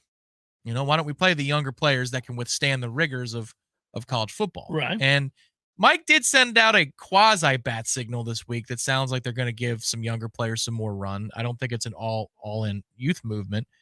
But that's the thing. Those dynamics that you're working with, there's one locker room dynamic and another with the fan base. We do know, and Charles Lester put it out, hashtag free them youngins. You've seen people take to that on FSU social media accounts. They even said it today coming into practice. You can find a pre-practice video on our Twitter, on our X handle at Warchant, of one of the kids They running scream, in, "Free them youngins"? Free them youngins. Yeah. I think it might have been Edwin Joseph, I forget. Sorry if it's not Edwin. But that's the other part here too, is that when you're looking at a locker room culture, there's almost a divide that sets in of, well, you aren't going to be around when this thing's fixed, so let us fix it now. Let us begin to fix it now. So the veterans and the freshmen are at odds about wanting to play. I mean, these are the issues he's going to have to navigate. And I think every time he steps to the dais, he's well aware of that delicate balance between giving up on the old guys, but also some of whom you're going to need in order to try to win some games. Stoking the interest of the young guys. Yeah, it's tough. You do have to, at some point, performance in games has to affect what you do on the depth chart. If you're watching a team that is listless and can't move the ball, you then have to make some changes on that side of the ball, because clearly the guys tabbed with winning football games, moving the football, having success on offense are failing. So it's reason, it's logic, it's easy. Like, these guys aren't playing well. This guy hasn't played well. This guy's not blocking. This guy's not whatever it is. I do think, too, one of the problems with, the mounting losses, and you see it rear its ugly head over and over again. Unfortunately, it happened to your guy. I mean, that's a devastating drop by Keziah Holmes. You can't drop that ball. You can't. He's probably going to score. He probably is. I think I went back and looked at it again. I think he's going to score. Yeah. You can't have these moments where that is a perfectly dialed up play. It's There's a one perfect dude call. over there on that half of the field. He's going to make him miss. Yeah. I mean, all of that is, I'm looking at that and I'm thinking, oh, Keziah, you're so much better than that. That can't happen. You can't drop that ball. You can't, and then you do, because here it is. It's your time to make a play. It's there, and for whatever reason, saucer-eyed, you lose composure trying to run before you catch. Here's my one chance. Everybody else is blowing it. Yeah. This is it. You're putting more pressure on yourself. It's what happened to Morlock the week before. Yeah, and it's tough, and I do see signs of it. That's, losing begets losing because of a lot of things, but in particular, that does happen. Now, I don't think, this goes back to what I was talking about with the press conferences or the media availability. It doesn't, I mean, again, I appreciate that Mike listen, I love his media policy. It's awesome. Really quickly, because of that media policy, what Edwin Joseph said, this is correct in the chat, good point. Somebody said free them youngins today, but he said on the way into practice, if you don't want to be here, leave. As he's running into practice. Yeah, yeah. And they know that the tapes are rolling. Of course. Message sending, I mean, come on now. You do that for a reason. That means I'm tired of hearing your crap. Oh, yeah, you're complaining ass. Yeah, I don't want to hear it anymore. Get out of the way. Get out of the way. Get out of the way. That's it. You could throw in boom bitch if you need to. And you want to. Yeah, but I'm just saying you could. We got to go. We're moving forward here. We don't have time. Can't wallow in self-pity, anger, any of that stuff. Doesn't work. Doesn't move us. I'm ready for the youngins to be freed. I am in on this process. I would like to see it. I don't know what you have to lose. There are some guys that have certainly earned their right to be out there and play, that are veteran players that have been playing well. There are a few places and spots where you could look to a guy and say, no, can't really pull him. Honestly, guys, I know this isn't a popular opinion, but more often than not, Josh Farmer's played really pretty well this year. He gets doubled all the time because they know the linebackers and safeties won't come up and do what they need to do. And Darrell actually has made a few plays the last couple of games too. Starting to finally wake up. He blew up one double team against, it's Memphis offensive line. This is the frustrating thing is the scout on them. Like, now you get to see him play a couple of weeks. Those trenches were further taken. Like last year's group, as down as we were relative to 2022 running the football. I get it. We didn't run the ball well last year relative to the year prior. You still would have smoked that defensive front. Oh, yeah. Last year. Yeah. And these are a lot of the same players. Like, how? How do you get there? Well, you're asking an interesting question, because I think that, you weren't wrong. Somebody brought this up. Obviously, there are a lot of articles being written right now about Florida State's problems and, the calamity of errors and misevaluation and what can be done and all this. I've seen so many irresponsible articles too. I brought this up yesterday. Somebody, I don't want to misattribute because it was so glaringly stupid, but somebody wrote a piece basically equating and putting in the same sentence Mike Norvell and Billy Napier as if it was the same situation. It may eventually be, but it's certainly not now. And, Billy Napier has had zero success at Florida. Mike has had a lot of success over the course of the last 2 years, a lot of success, including having just won the conference.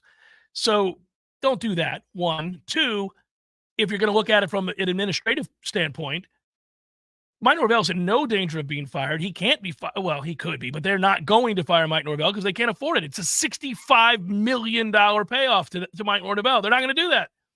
Billy Napier, on the other hand, 24 to 26. I've heard two different numbers around there. Well, they're also hungry enough because they haven't had a 13-0, and they have had zero success. So, yes, those are two very different situations. They're not the same at all. Maybe Mike recovers, maybe he doesn't. Maybe we're having a different conversation in a couple of years. It's not the same right now. Now, again, I think there's real impetus for change here. Has to happen. I think one way or the other, it's going to happen. But we're talking about the ramifications of that and the long-term outlook because of that. We're talking about a lot of things that now have our interest peaked because of these first three games, which is kind of, again, impossible to have predicted. It is unreal. But it's all the more reason why in certain positions, in particular at quarterback, you better find out what you have. Because the undertaking we're talking about is significant. It's even more difficult if you don't know what you got because you keep rolling out a guy who can't help you next year, isn't helping you now. Well, and that's where the portal works both ways. That's the other part of it. Like, look, man, let me show what I can do. And if I'm not ready, then let me learn that on the field. Let me look at it in the film room. Mm-hmm. Let me see that I'm not ready. Show me how. But if you don't give me that shot and then you portal over me, why would I stay? That's what 0-3 brings you. Now, if you're 3-0, that same player has to shut up. We're winning. I don't need you. Right. But that kid in 0-3, they want to help. They want to get it right. I want to be the one. And that's what Mike was praising yesterday after practice. I'm glad that I have kids who have the energy of, I want to be the reason that we get better. But you're going to have to reward that with snaps at some point. At some point, yes. This is a little bit like getting data boys from your boss instead of a raise. Having somebody say, I really appreciate your work. Okay, that's cool. The first 5 or 6 times I hear it. You know how you can really show me you appreciate my work? So, yeah, at some point, like, if you're a quarterback right now on this roster, if you're with the second or third string quarterback, you're like, what's a guy got to do to get on the field? We're averaging 12 points a game. I mean, we can't move the ball to save our life. The personal frustration I have too is, like Mekhi Danzy is one who's standing out and making plays. I'm like, man, at running back, like, we don't need receiver, tight end, Otto, Simmons. Like any of these other plays, we got 94 running backs. I'm glad. I'd rather he make plays than not. Don't get me wrong. Yeah. But there are many other positions where we can vet these things. Well, I think that you're running a dangerous game this Saturday if you roll out there status quo. If you do exactly what you just did a week ago and the week before that and the week before that, the apathy that you can never let set in amongst fans will set in. You're really going to have a hard time getting those people to come back if this is the product you're going to keep rolling out there. I'm not talking about results. I'm talking about the personnel. I hear you, but if you do win in that situation, then yeah, you can quell. You stay the conversation, to use the legal term. Like you do until you lose to Clemson. Sure. But what I'm saying, like, if you're going to do it, you better sure as hell win. Yes, I get it. I mean, you got to get a win at some point. It's important, but I mean, regardless, if you're not going anywhere, are we trying to go 6-6? Is that what you're saying? Like, we're going to fight like hell with the group we have because we think we can win 6 games? Well, there could be a success initiative from the ACC that gives us, like $50 for making a bowl. I mean, I guess I don't think that most of this fan base is hopping in the car to come see 6-6. I don't think most people are saying, hey, keep fighting to see if we can get bowl eligible. I think more people would be excited by the choice to go young and to see what Brock is. And I say that knowing that it may not be a fix-all or an answer. Likely it's not. There are too many problems on the team. We've seen too many failings and shortcomings with almost every segment on this team not named kicker or punter. Those two are great, by the way. But, yeah, so that situation doesn't guarantee that you're going to turn it around, but you're learning something about that young quarterback that's going to inform what you do as soon as this season ends. Yeah, the best case you can make to argue that is I don't want to stunt anybody's growth and push them too much too soon. But when you're 0-3, I mean, I feel like Brock's been here a minute now. Well, for Brock specifically and some of these other kids, they might have been here long enough that it's okay. For the true freshmen, that's something it can be tough, yeah. It can be tough. But when there are no expectations, it's hard for a kid to be down on himself when he knows that I'm coming in a situation that's an 0-3, rather than I'm counted on to make a play to put us over the top to make it to the ACC championship game. Different level of expectations for the kid themselves in that moment. This is why I said that you put your arm around that kid when you plan on playing him and you tell him what your plan is for him. You remember the conversation we had a couple of years ago on this show where I talked about what recruits want to hear and the things they need to know and players need to know from their coaches. What is the plan that you have for me? Let's lay this out. How do I achieve certain benchmarks along the way that allows you to trust me and to go into games? It's very important that you have that open and honest dialogue with a player, especially one that you're not planning on playing right away. And if we reach a place now that you do have to play a player sooner than you wanted to, you've got to go back and revisit those expectations, those conversations that you had with him, and talk about what that plan was and how it's been altered. And one of the things that you can say is, I didn't see this coming. We didn't think there was going to be an opportunity for you this early. We didn't want there to necessarily be, but unfortunately, we're making changes in real time. We're affected by what we've seen on the field. We've lost games. We now know that we have to take a look at our future. We think you can help us. Understand that when you get into this game, we're not expecting you to flip it by yourself. Just go play and do the things that we've asked of you. And we understand mistakes might be made. And we learn from them, and we'll move on. Final hour, forthcoming. Jeff Cameron Show, 93.3, Real Talk Radio, Warchant TV.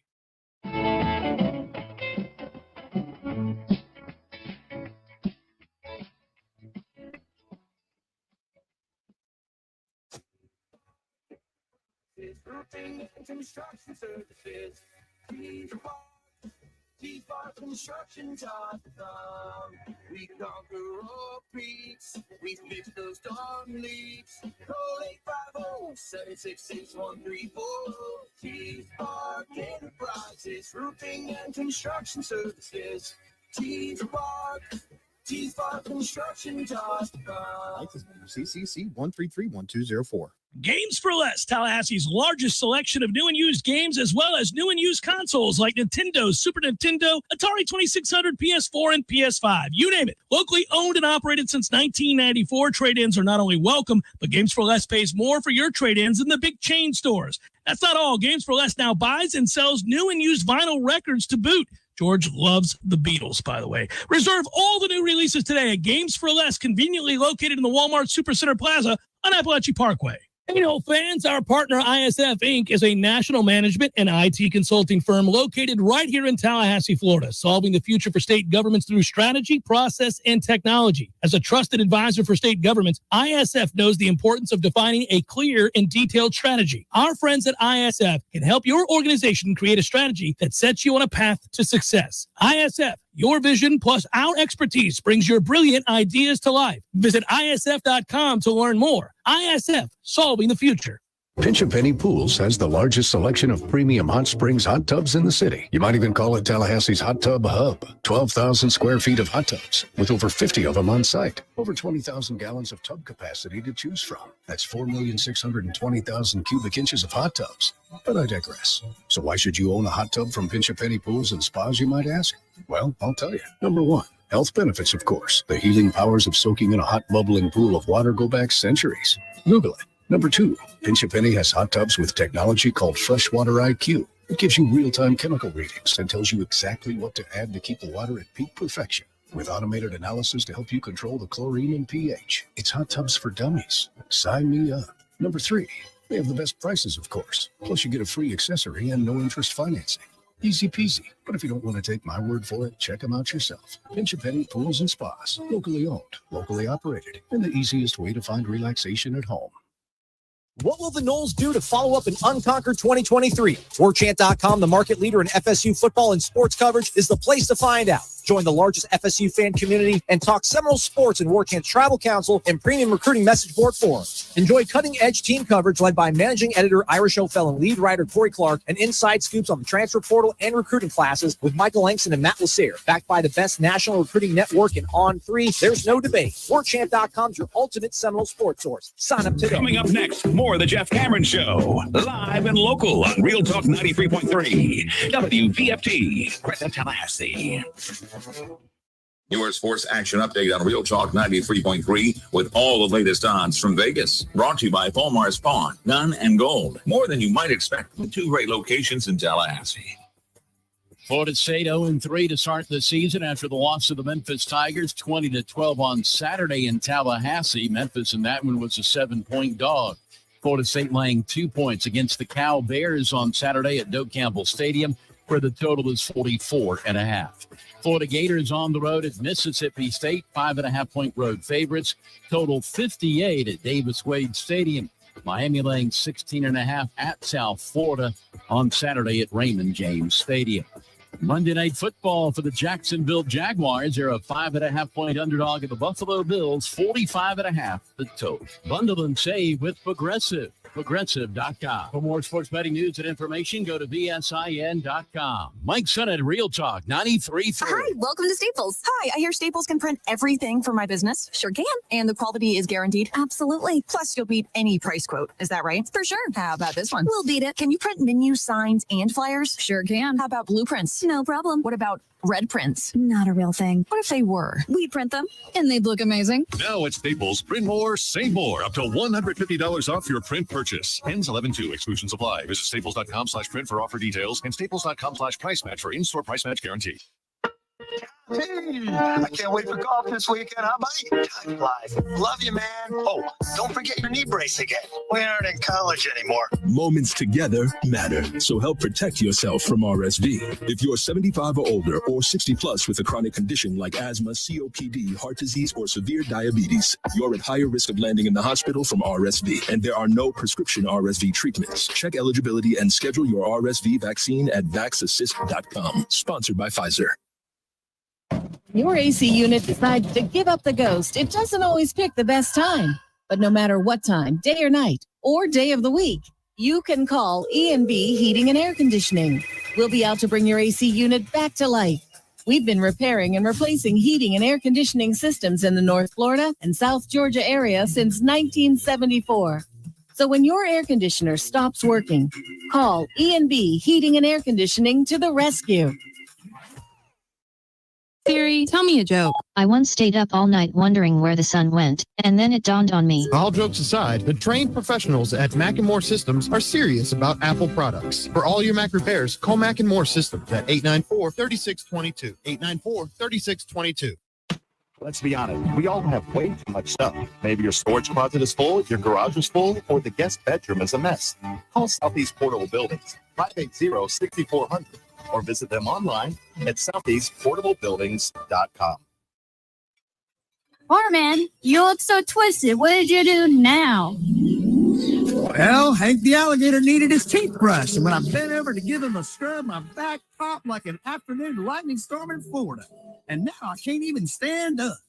You need to go to FinChiro.com and schedule your new patient appointment right away at FinChiro.com. That's FENNCHIRO.com. I'm really busy. I don't want to leave Hank in the orange grove unattended for too long. Fin Chiropractic will get you in right away, and they get to the cause of your problems. So go to FinChiro.com and make your new patient appointment. There's even an online discount. Discount? That's a good thing because my purse is a little light since I bought Hank a new gold chain. You have to take care of yourself if you want to be able to take care of your alligator Hank. Make your appointment now. Go to FinChiro.com. Well, hold my pina colada. I'm going to FinChiro.com.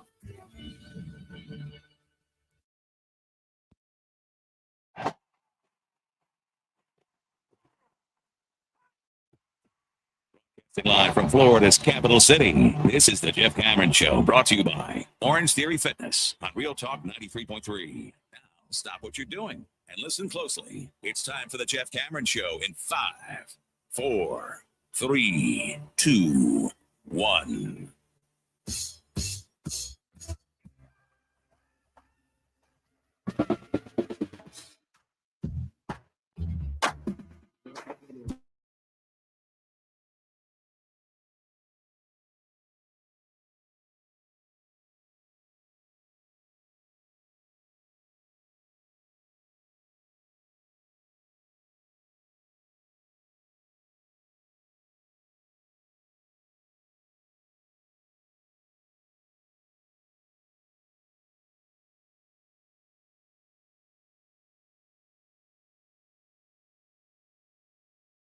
Maybe got here late. There was news out of the ACC. We heard those whispers a while back, and then it was realized. Talked about it in the first hour of the program. Perhaps Florida State Clemson approaching the ACC and saying, hey, here's the deal. You know we're going to leave, and you don't want us to leave, but we do, and we don't like you, and you don't like us. But perhaps we can make this a little bit more tenable in the next few years, right? We'll stay with you if you lower that exit fee for the grant of rights. And, oh, by the way, that runs through 2036. We think that's way too long. We got to be out of here before then. So why don't you let us leave by 2030? And, oh, by the way, we need more money while we're here. And maybe you'll adopt something along the lines of, a ratings initiative in addition to the success initiatives that are already there, and see if we can't close that revenue gap that we need to be competitive with the SEC and the Big Ten. And the ACC is considering it because the alternative is for Florida State to continue along with Clemson, their fight legally and to push the issue to see if they can get out sooner rather than later. And, of course, if that were to win and happen, then the ACC would likely crumble because that would be the gateway for North Carolina and others to follow suit, which would be the end of the ACC, and the ACC realizing they don't want that either, might be willing to concede to this latest proposal. We'll see. Don't know. Not guaranteed. Many of the athletic directors have said they have not even seen the proposal, don't know the specifics of the proposal that was said to have been brought to the ACC's attention by Florida State and Clemson. There was a president's meeting. I alluded to that a week ago and said that seems like they were entrenched in some serious conversations. We didn't know about what, but there were whispers out there in this business from really reliable sources. And that turned out to be true, that clearly they were talking about something big like this. We'll see if it gains traction. We'll see if it happens or not. In the interim, it's just intriguing. It does also speak to perhaps some other things in play, like 2030 being the year that we see the Super 2 that everybody seems to think is eventually where this thing lands. It speaks to a squeeze by ESPN is what it speaks to as well. Because why would, if I'm Duke or Syracuse or Wake Forest, agree to any of these terms? These things were non-starters not that long ago at Amelia Island. So why would I suddenly want to do it now? Well, because you don't want the league to fold.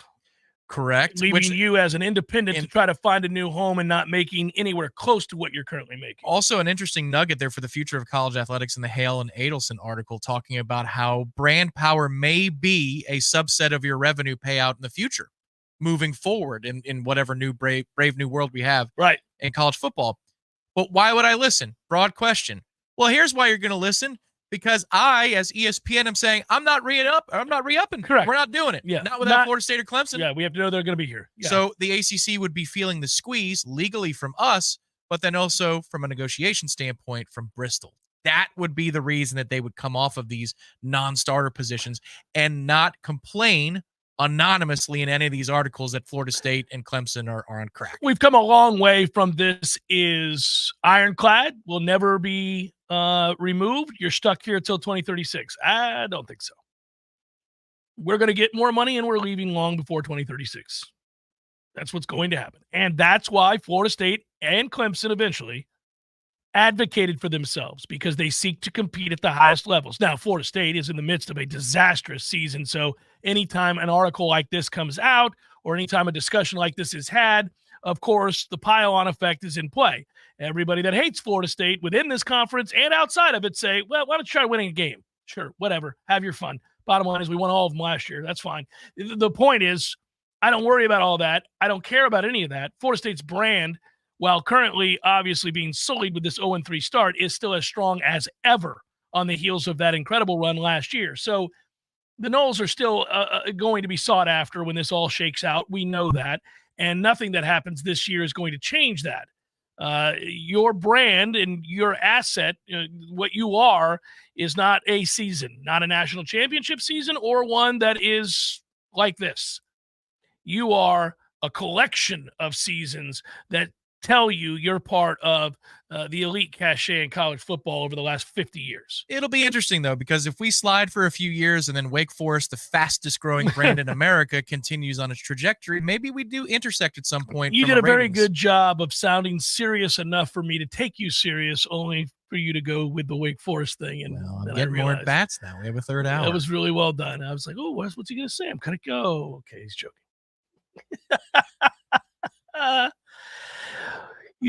By the way, I saw this. I nobody cares, and I won't dabble too much into baseball here. But you're bringing up the wild card chase?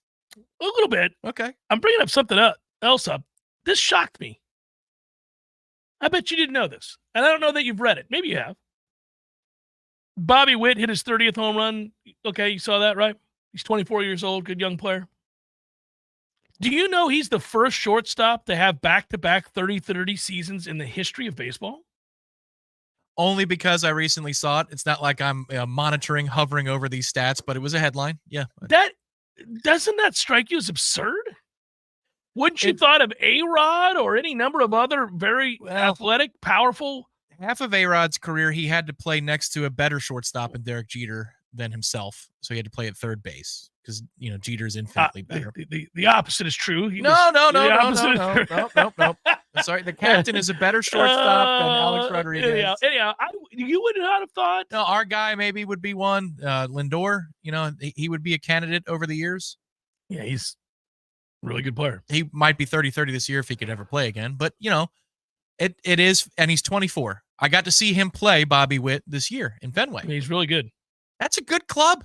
Yeah, Kansas City. They got a nice, they got a nice good thing going there. They do. No, hey, baseball is getting juicy. It's getting fun. I know you're loving what's going on. You've won 10 of your last 11 against sub 500 teams kicking that ass. It is. This is a great group to watch. They're fun. I hope they continue to make noise. But there are certain years where you feel like it's such a failure, even if you make the playoffs. Like when we won 101 games and we didn't win the division. You're like, and you're playing in the wild card series. Like, oh my God. Okay, like I'm invested. I want us to win, but wow, this is quite the door prize that nobody wanted. But in a season like this, man, sometimes the teams they pique your interest, and it's been a successful year. In the NFL, we look forward to this week in college and the NFL. A couple of things here. This is not another great slate in college football. I will say I am interested in USC versus Michigan. By the way, that is Southern Cal's first Big Ten game ever. Good start, little Rose Bowl matchup. Pretty cool. I mean, that's a good uniform game. That's a great uniform game. USC Michigan. You're like, oh yeah. That's when you realize you love college football. Is that you don't have to care about either team, but you like tradition. You like the fabric of college football. You're gonna hear those two fight songs. Yeah, you're like, okay, all right, I like it. Well, I used to love and still do when Michigan and Notre Dame play, and those fight songs go. You're like, oh, I was a little kid the first time I was. The 70s. Yeah, I was just like, this is amazing. Economy's booming in South Bend, It was a different time, different town. Tua goes on the IR. You got to figure, what's a fun conversation to have if you're an agent, if you're in a situation, well, maybe not as fun as if he played the whole thing out. They rarely do. But like trying to figure out how to get your man paid not to play football ever again. Like there are scenarios in that Tua situation that if he walked away from football, he would, he'd walk away from $150 million to some extent. There are other parts of that contract from what I read that say, well, if he doesn't announce that he's retiring until a certain period of time goes by, he's able to collect a much larger percentage of that contract. I would be in the process of figuring out when it is I can retire and how much I can take with me. It happens in hockey all the time. The guy's on LTIR, long-term injured reserve, and they'll be on LTIR for 2 or 3 years, and they're never going to wear a uniform. Never going to play again. But what it does is it opens up the salary cap. So is there an LTIR provision in the NFL that opens up, whatever gap there would be? I feel like the NFL system is a lot more micromanaging of any type of manipulating numbers. Yeah. By the way, I got to give Trevor Lawrence credit. We're always asking for players to step up and admit what's true or be honest with their assessment of their play or whatever it might be. Obviously, he hasn't played very well. Hasn't played very well for some time now. Was really not good at all against Cleveland. 4 trips to the red zone, 1 touchdown. Missed open touchdown targets several times, much to my chagrin, given I had the bet on the Jags. Well, we know what that's about. Lawrence put it this way. We suck right now. I'm pretty shocked, to be honest. Okay, I like that that's true, but maybe not the we. You suck right now. You haven't been very good, but that's close. That's close. If you're a Jags fan, you know 5 years, $275 million just happened this past offseason. A toughie, Tom. Have you seen the meme that he looks exactly like the son of Furio and Carmela Soprano? Oh, yeah, I have. Because it's true. He does. I hadn't thought about it. They play Buffalo on Monday. Did I hear that right at the top of the hour? Jacksonville? Oh, Jacksonville. Perhaps. I think they've got the Bills. That's going to be 0-3. That's likely to be 0-3. That number's only 5.5. Here's another one, NFL. Staring you in the face. You going to bet it? You want to bet it? Surely you're going to lay the 5.5, aren't you? NC State, Clemson this weekend, Kansas, West Virginia, USC, Michigan. We got anything else? Us and Cal? Miami, USF? 7 p.m. Okay. I'm in on that. May I interest you in a little Miami, Yeah, USF? I think you got me there. All right. I think you got me there. I don't mind it. Not a great. I was checking just for this purpose. Tomorrow, by the way, South Alabama, App State. No thanks. I'll watch. It's football. Friday, though, Illinois and Nebraska, both ranked. Illinois and Nebraska. Stanford, Syracuse, big ACC tilt. Ooh. Big ACC tilt, That Stanford, number was Syracuse. inside of a field goal, I think. 8.5, Syracuse. Something happened. People woke up and realized Syracuse was better. News got out. They should have typed 6.5, not 3.5. Late night, if you're going to stay up on the old CW, kids. Hey, flip it on over there to the CW. Things not said very often in the Cameron household. San Jose State, Washington State. You know that old Thom Brenneman is now a member of the CW for is he? ACC football. We could be having a game called by Thom Brenneman very, very soon. No. He'll be in town. How bad is Mississippi State? Florida's favored by 6 in a noon kickoff on ESPN. Same time as NC State Clemson for Saturday. Maybe a little Houston-Cincinnati at that time. Not good, guys. Not Kansas, West Virginia. Did I say that? That's where we are. Kansas, West Virginia. Where are these games? I'll give you one. Georgia Tech at Louisville. Interesting. Okay, right? That number was 10.5 earlier in the week. I did zero in on that one. Seems too big to me. Give me Georgia Tech plus 10. Get the hook. Might as well take Well, it. if I got the hook, I'm taking the hook. Of course, I'm not giving it back. It's like buying the gummies at Doe Campbell. Helping this program move forward. Look at these gummy bears. Arkansas and Auburn play at 3:30. That's not the interesting part about Arkansas. We've got a quote from their coach, their AD, I should say, not their coach, and it wasn't Woo Pig Sooie, the athletic director at Arkansas. Your chick, right? Hunter, your chick? My chick? Or your chick? Okay. Put your chick in check. Your chick. Spoke at a Little Rock touchdown club on Monday. And this is what he said. He likened Arkansas's place in the SEC's NIL game. He said it's like an arms race. Said that the implementation of the rules that allow players to make money off their image rights was terrible and awful, and said that Arkansas did not have the resources that the other schools do. Great meeting. Good meeting. Glad I came. Good to be here, guys. We are like Romania. Yeah, this is not good. We are not a superpower. He went on to say this. But in college athletics, we are our own worst enemy, and we find the loophole to every single rule in the rule book. And we found a loophole where we created these things called collectives. Collectives are donors pooling their resources together to pay student athletes as collectives under the auspice of doing charitable work. Whether that was tweeting about a charitable organization or signing autographs or making public appearances. But the amounts of money that were getting paid were simply ridiculous and still are ridiculous. And they continue to be ridiculous. Now, your chick makes $1.5 million a year, by the way. I just wanted to point that out. He went on to say this.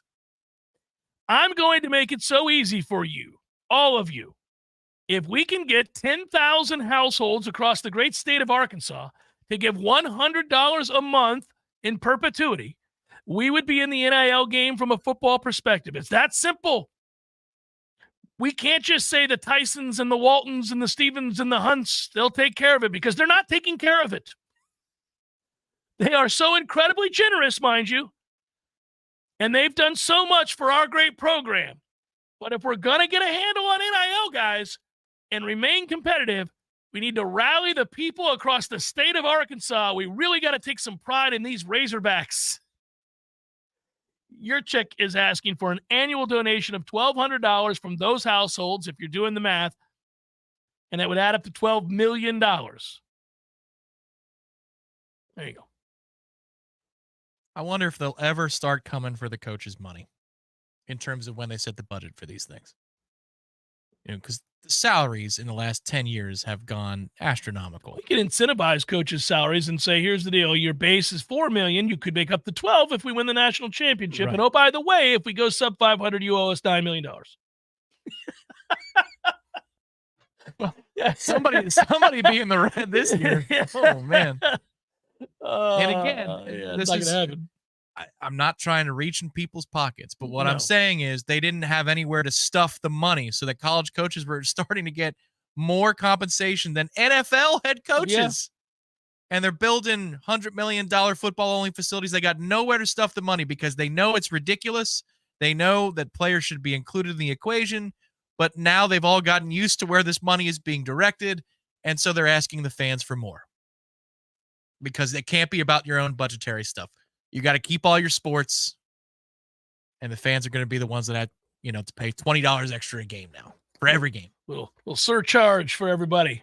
Talent fee. It's happening. You know what else is happening? Shannon Young coming through for you. Loansforknowles.com. That's loansforknowles.com. Fairway Independent Mortgage Corporation. Interest rates are currently falling. Properties are sitting on the market longer than they have in a long time. If you've been on the fence about purchasing, now's the time to go do it. This is about as close to a buyer's market as we've seen in years, and we'll see going forward. So don't delay now. It can cost you thousands if you wait. Go to loansforknowles.com. That's loansforknowles.com. Shannon's really good at what he does. Diehard Knoll. This is season's killing him. Season's killing him, guys. Reach out to loansforknowles.com and make him feel better. Jeff Cameron Show 93.3, Real Talk Radio, Warchant TV. Dream it, plan it, do it. Brian Barnard's Flooring America offers a straightforward way to shop with our streamlined shopping. Finding the right flooring is simple. Visit our newly remodeled showroom featuring the Room to Explore shopping experience, where our knowledgeable staff will walk you through the steps. Our family has been serving the area since 1976 with a local staff of more than 35 people trained in flooring sales and design. We know floors. And we know styles. Let us help make your home timeless. Brian Barnard's Flooring America, where friends send friends. Honey, I'm home. We're in here, honey. So why are all my friends here? Have a seat, Dave. We need to talk about your problem. Problem? I don't have a problem. Dave, you do have a problem. A problem with your grill. Here's some pamphlets from Hearth and Patio. They are waiting for your call to help you upgrade your grill. If you or someone you know needs a grilling intervention, call Hearth and Patio today at 850-727-4282. That's 850-727-4282 or hearthpatiotallahassee.com. Luxury SUV owners, come sit in the all-new QX80 and listen to the stereo. The 14-clip speakers will take you away. All QX80s are loaded with top-of-the-line tech and comfort features. Come drive one for yourself at Infinity of Tallahassee. Leaky faucet, busted pipes, clogged toilet? M&L Plumbing is here for you. For all commercial, construction, and residential plumbing issues, call M&L Plumbing at 575-9393 or visit online at mnlplumbing.com. It's summertime in Tallahassee, and it's gonna get hot. The last thing you want to do is your own yard work, so call the Lawn Johns instead. Here's what Linda had to say after her lawn service. The Lawn Johns transformed my yard. Mark had excellent landscaping ideas and recommendations for the best plants for certain areas. The plan was executed efficiently, and now the yard is beautiful and full of color and variety. Call the Lawn Johns today for all your lawn care and landscaping at 322-2567 or request a free quote online at thelawnjohns.com. This is Shannon Young with Fairway Independent Mortgage Corporation. Sellers, Are you stuck between wanting to sell your home and waiting for rates to fall? Are you worried about the contingency of having to sell your home? What if you didn't have to? With a 2-1 rate buy down, you can lock in a lower interest rate for the first 2 years of your mortgage and get the home you want now, all while having a higher chance to buy that next home with the contingency of selling yours. If you wait for rates to fall, you risk more competition, sellers less likely to wait, and paying more for that next property. If you're stuck, we need to talk. Give me a call at 954-369-6171. Again, this is Shannon Young with Fairway Independent Mortgage Corporation. That's 954-369-6171. And don't forget, for every loan we close for our fellow Knowles, I will personally donate $250 to the Battle's End. Equal housing rent, NMLS number 373031.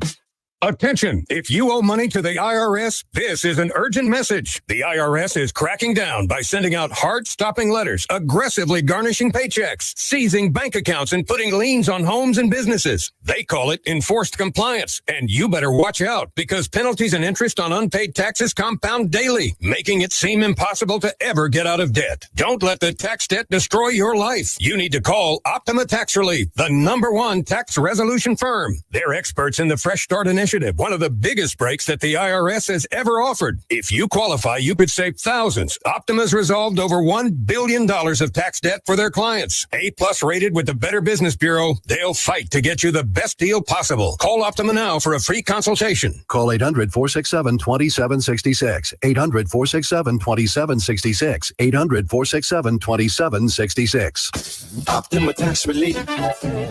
Some restrictions apply. For complete details, please visit OptimaTaxRelief.com. The Jeff Cameron Show is a production of the Warchant.com Multimedia Network. Check out Warchant.com today for the latest news inside Florida State athletics. That's Warchant.com. Now, back to Jeff on Real Talk 93.3. Thank you, Cornelius. I didn't know. Jeff, cocaine is out now. Meth and fentanyl are in. People still doing meth?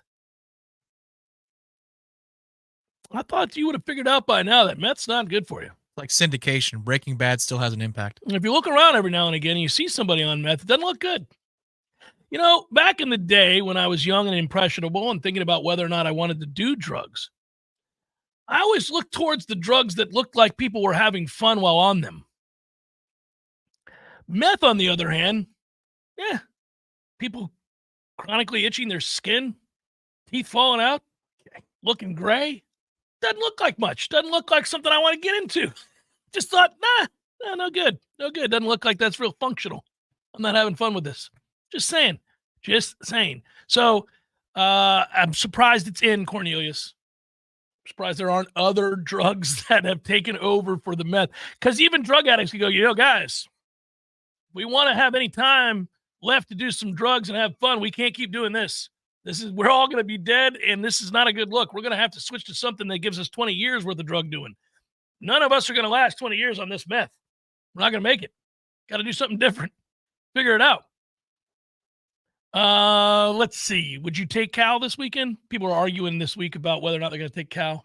I see, there's an alternate line in there as well. Alternate spread. Cal minus 9.5. Pretty aggressive. That's an alternate spread, yeah. Well, again, outside of the state, the Hard Rock offers you some alternate spreads, but not the wide variety that we're accustomed to. Last week I thought that Memphis defensively was ready to be pushed over if we were man enough to do the pushing, and we weren't. No, we were not. We were not. So therefore we didn't, and therefore we didn't score any clip at all, even though I think it's going to bear out as the season goes along that defense can be taken apart. Got a little. So, go ahead. I think this feels like Ravens Steelers, and I don't mean in terms of greatness. I just mean in terms of score. Ravens Steelers, 49ers Seahawks from yesteryear, Panthers Bucks 2004. Oh, hard hitting. You're gonna need 13 to hold up. You're gonna need 16. I'm not talking about player numbers. I'm talking about total points. You're gonna need 16 to be enough to win this football game if you're picking Florida State. You need 16 points to beat Cal? I think 16 to 10. That's the score you're going to need, 16 to 13. Okay. I see what you're saying. I'm sorry. I thought you were saying if you're trying to pick Florida State, you got to live in the teens. I think that's the only. I mean, like the number's 41. I think right? 40-41. I haven't looked at our game because I'm not going to bet our game. I'm not going to touch our game. I would like to see this 5-turnover game against Auburn where Cal still only mustered in the low 20s. I'd like to see that game. Well, they won 21-14, did they not? It was 21-14. That's why I hedged to know if it was 2014. Yeah. That's how I protect myself. I think that's what it was, 21-14. Specifics. But 5-0 turnovers, you win by a touchdown. Like, yeah, so I want to investigate that because Auburn ain't any great shakes. I know how difficult it is to win there, and it got Alabama into the playoffs, and rightly so. What a big win that was. Rightly so. Hail Mary, basically. Oh, my. Yeah, I am. I think I'm of the mindset here that I'm just going to leave Florida State alone for a while. It's not fun for me right now to even delve into that. You guys need to work on yourselves. What are you talking about? Florida State. Oh, yeah. You're leaving them alone. I was being you. Oh, okay. Yeah, you're right. I thought you were yelling at the people in the chat. No. You're mad at people. No. You guys need to get it together and work on your own. Leave the mic hot so I could just talk to the chat every once in a while. You're banned. 9, Syracuse -9. Nebraska -8. I've got an interesting redemption Thursday morning ahead of me. By the way, Clemson has given 20.5 to NC State. An NC State team that got throttled by Tennessee, who today was kind of our big winner. Get out in front of it. They're like, yeah, that's right. That's what we're doing. We're charging you more because we can, and you'll buy it. And you will. What do you think? I do wonder this. Back to that talent fee. And we knew this was coming, and so I wasn't surprised when I read that story last night. I was like, oh, okay, good for you, Tennessee. You figured it out. 10% surcharge on every ticket to any sporting event that Tennessee plays in. Baseball, basketball, football, tennis, soccer, you name it. 10% surcharge. Now, all to be paid to the players. Create a budget to pay for the players. What would be a number that would actually affect? Because, like I said it when we read it, I said, well, here we go. The fans get bit over again. And they do it because they know you'll do it. Well, and you're happy right now if you're a Tennessee fan. Yeah, that was the time to do it, right? You can't do it at 0-3. Like, it'd be crazy if Florida State announced it today. Well, especially after all the people that they uprooted and moved. Oh, they've pissed off a very large percentage of the fan base. Yeah. It feels like they're going to do it. It would be just like Florida State to announce that they're going to up the ticket prices yet again starting next week. You guys have had a good time at the game so far, haven't you? Well, you're going to pay more next week. But I said earlier that, for years and years and years, you and I and everybody else that cares about these programs, we fit the bill. What's a number, though? Like, if they said there was a $250 increase in season tickets, whatever you paid this past year for your seats, next year it's an extra $250 for you. When do you think there would start to be a dent in attendance where people would go, you know what? Screw you, man. I'm done. $1,000 more dollars? Oh, $1,000's too much. Okay. It has to be. I think it's wise that Tennessee did it as a percentage.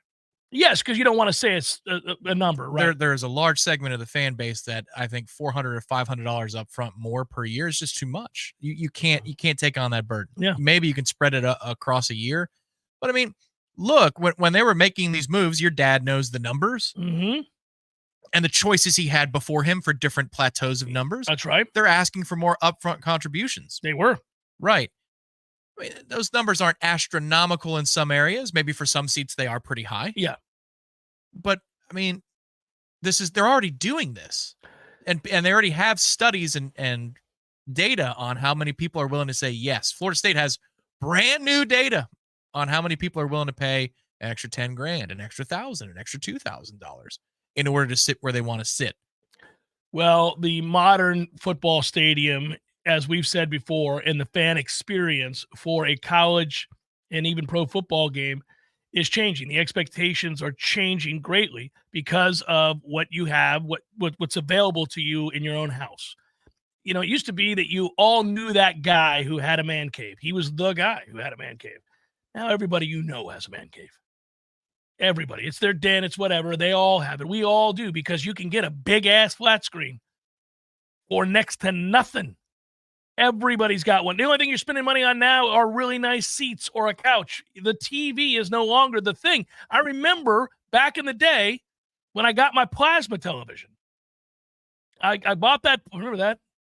Plasma TV? Sure. I went and got my plasma television. You don't want it leaking. It was $4,000. I said, screw it, I'm going to do it because that's who I am. Did you really? I did. Oh, wow. And I bought that plasma television. It was a big-ass plasma television. It was awesome. I'm glad I did it. I don't have no regrets about that. But I remember thinking, man, this is an investment. It's going to be awesome, though. And I set it up, and I loved it, and it was great. Now, that same television, not plasma, but same size, I think you can get at your Walmart or whatever for like $400, $500. I think it was 55-inch television. I think it was. And I thought that was a big deal. Now I have an 87-inch television or whatever I have, and it's awesome, but I'm already ready to upgrade, Tom. I'm sure you are. I just went to Costco last week. Tales of Costco, you guys know. I was rolling in, and I saw a couple of new models. Damn, they were beautiful. I was like, man, we can go 90-plus inches up in here. Higher quality. I can take the 87-incher and put it in the back. My wife will not be pleased. This is where, again, the neighbors, when you turn on the television, they're going to hear because you're going to need a generator to power it. My neighbors already laugh when they walk their dogs, and I've got let's say I have the curtains open, like you can see all the way to the back to the Florida room where a TV sits. They're like, Jesus, Jeff, I see you're watching Rockford Files. I'm an old school guy. I love the Rockford Files. Keep your eyes out of my window around midnight. Don't you be looking and peeping at what I'm watching. Man, I used to love the Rockford Files. What is the Rockford Files? It was a show before you were born. Cop show. Oh, okay. It was great. You look up Rockford Files during the break. You'll love it. It was fantastic. I thought it was the best show on TV. Pinch a penny. Really, really good. You can get right now a huge, as I said before, 5-seater model. Hot Springs, of course. It's reduced to just $8,500. Very affordable, no money down. You're all good. Comes with the cover, steps, first round of chemicals on sale right now. Pinch a penny off of Greer Street. Go in there, Greer Road. Go look and see all the models they have. There's a ton of them. It's good. It's good. I was impressed when I went into the Pinch a penny off of Greer Street. I didn't expect to be because I was never a hot tub kind of guy. We had one growing up. My parents did. Never really cared that much about it. We had one that connected to the pool, like the in-ground. Oh, did you? Yeah. And we had a separate one on the porch. Oh, nice. And I remember thinking that was kind of cool. It was almost something to brag about. Like in your mind, you're like, oh, yeah, we got a hot tub. But here's the thing. I didn't use it all that often. But when I went into Pinch a penny off of Greer Road, I saw some hot tubs that I would be in every night. I was like, this is incredible. It's almost like a pool. That's where you could put the 87-incher. Oh, that is true. Out on the deck with the hot tub and the 87-incher, but I have to get a thing to protect it. Yeah. Then the people are going to hear with the bubbles. They're going to hear it. Babe, can you bring me another beer? She's like, you don't need one. The neighbor's saying it's football season every night. Every night he's out there. It's ridiculous. Jeff Cameron, Show 93.3, Real Talk Radio, Warchant TV. Your local news now. A woman is dead after she was hit by a truck near the intersection of West Pensacola Street and Lapona Road Saturday morning. The crash happened around 2:15 a.m. and has shut down all lanes on Pensacola Street from Lapona Road to Day Street for several hours as officers investigated. The roadway reopened around 7 a.m. Saturday. The accident is still under investigation. No further information has been released at this time. Charlie Adelson is back in Tallahassee. His mother, Donna Adelson, prepares to stand trial starting tomorrow. The murder trial is set to begin with jury selection in the Leon County Courthouse. The two are accused of orchestrating and financing a hit on FSU law professor Dan Markle. Charlie Adelson has already been convicted in the murder for hire, but is serving a life sentence. He's on the state's witness list, but it is unclear if he'll be called to testify against his mother. This is Rachel Lene with your Real Talk 93.3 local news update, brought to you by Macklemore Systems, Tallahassee's go-to Mac store. Check them out online at MacklemoreSystems.com. Now, here's your Paul's Termite and Pest Control Tallahassee weather report. Drier air is on the way for the end of the week, with rain chances pretty much staying out of the forecast through the weekend, minus a chance for an isolated shower. High temperatures staying in the upper 80s to lower 90s. Tonight, a 30% chance of rain early, then mostly clear, low of 70. Thursday, sunny with a high of 90, low of 70. Sunny on Friday with a high of 92. From Real Talk 93.3, this is Danielle Kelly. For the elimination of termites, pest, and for a greener lawn too, Call Paul's. They'll get them all. Did you know that the survivability of a metal roof far exceeds that of a traditional shingle roof? At Metal Roofing Sales of Tallahassee, we have new state-of-the-art roll formers that produce the highest quality Versa panel, PBR panel, and standing seam options. And we will guarantee to match or beat any local competitor's pricing. We're a family-owned business, ready to offer you the best sales and installation service in the area. And don't forget about our veterans and first responders discounts. Call Metal Roofing Sales today, 850-536-9123, or visit us online at metalroofing.net. Sweet chocolate reward. Sweet chocolate reward. This is not just the sound of someone picking up a sweet treat at Walgreens. This is the sound of someone picking up a sweet treat right after receiving all their vaccines in one trip. This is the sound of treating yourself because you protected yourself.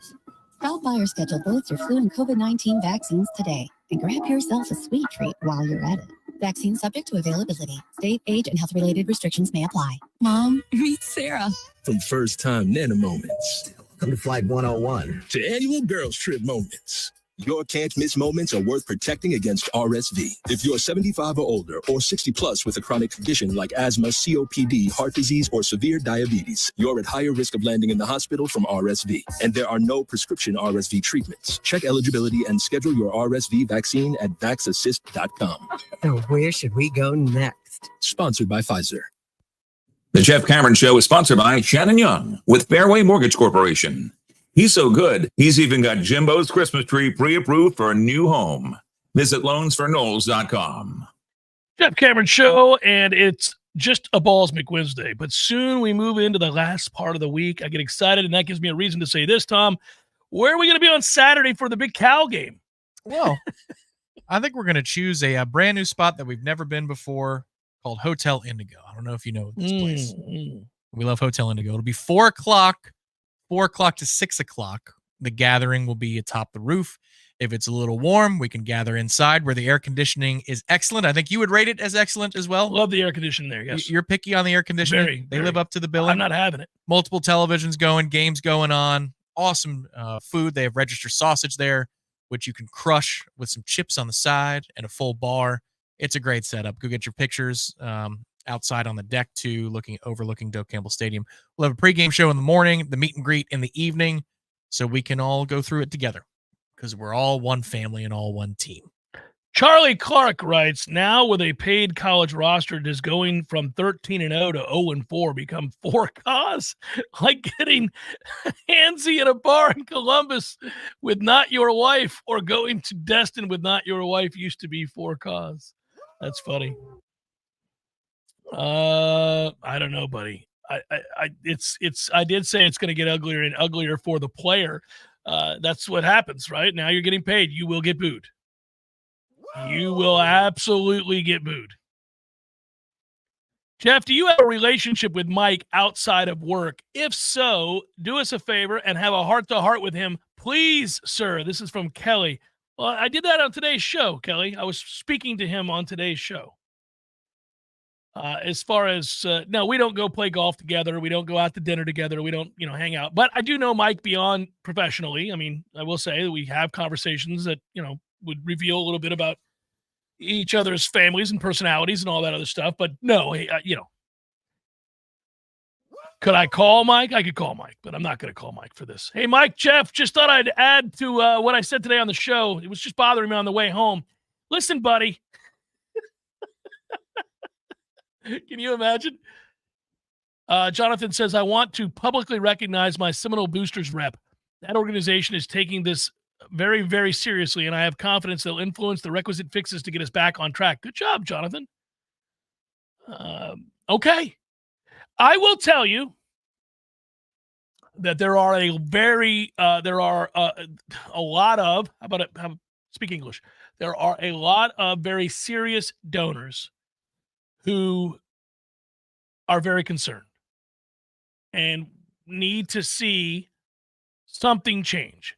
Now, when you hear that sort of thing, you realize that we're getting to a place where he'll be forced obviously, to make some changes on that roster, whether he wants to or not. Because I keep hearing people say, do you think Mike has the stomach to do what he needs to do, which is fire some people. I think you get to a place when you play this poorly and the money people get this mad that it really doesn't matter if you have the stomach. You're going to be told this is what you're going to do. Now, if you're 6-6 or 7-5, does Mike put up a fuss and a fight? Perhaps. You're 4-8. You gonna die on that hill, Mike? Don't think you want to do that, dude. You could be 7-5 and win 7 of your last 8 games, and it still wouldn't play.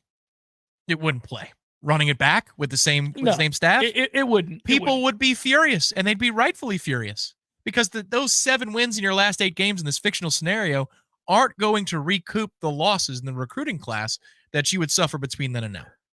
Not without having to use a ridiculous amount of money in an inefficient way to secure yeses on signing day. There's no doubt. It wouldn't play. I don't think there's any world right now that he lives in which he's not told he's making changes. And I would think that if you're Mike, this has been a tough way to have to really self-scout the weaknesses in your program, but you needed it.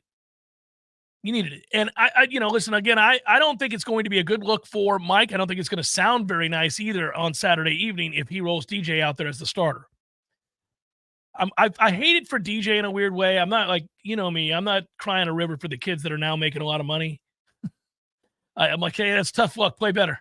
That's the way it works, But, golly, if you trot him out there with what we've seen so far, I just can't help but think there's going to be boos. There's a contingent of this fan base that is going to boo him when he comes out onto the field. It's going to happen. They tried to rally for him one last time on Saturday when things seemed to be turning around in the second half, and they were chanting, "Let's go, DJ." And then he missed Brian Courtney wide open in the back of the end zone on 2nd and goal, and it was "We want Brock," So there was that moment. And I can tell you from experience, I've been there. It's the reason I purchased student season tickets to get out of the end zone because of the "We want X versus Drew as the quarterback" thing that we went through. And every once in a while you hear, "We want Richardson, give us Devontre, we want Debo." And there was a game that we played, I think we might have gotten shut out or scored 3 points or 6 points against Wake Forest, where like all 3 of them had an opportunity. And the answer was there is no answer. But the student section and the fan base don't understand that there is no answer. Well, here's the thing, though. I think the booing, if you boo this Saturday, and I've never been a booer. I'm just not the booing type, Tom. I don't even boo pro teams. It's just weird. It's just weird for me to boo. Like, I think it's just weird to go, boo, boo. It's just weird. You've always appreciated the people of Chicago, though, for their ability to do that. They will boo your ass. And I like that they're a boo culture. Chicago's got a boo culture. They will boo your ass. Full-throated boos. They're good boos. They're good at it. That's the thing. They can do it because they're good at it. I've always thought booing was weird. Like, you know how many Bucks games I went to where I felt like booing? I just didn't boo because I'm not a booer. But if you boo Saturday, you're booing Mike. That's what you should be booing. And rightfully so. You should be booing Mike and that staff. That's who you should be booing. Is Norvell sticking with DJ after the bye the biggest mistake in Norvell's FSU career? No, the biggest mistake in his FSU career is not getting more recruiters on his staff. He knew this staff was not elite level recruiting. That was a mistake in my opinion. He almost overcame all of it. Noel Kev writes, "Hear me out. We shorten the field. Anytime this team gets in field goal range, doesn't matter if it's the first down, we just kick a field goal. If we can't get to field goal range, we punt. Good for at least 21, 24 points per game. We've got a really good kicker and a really good punter.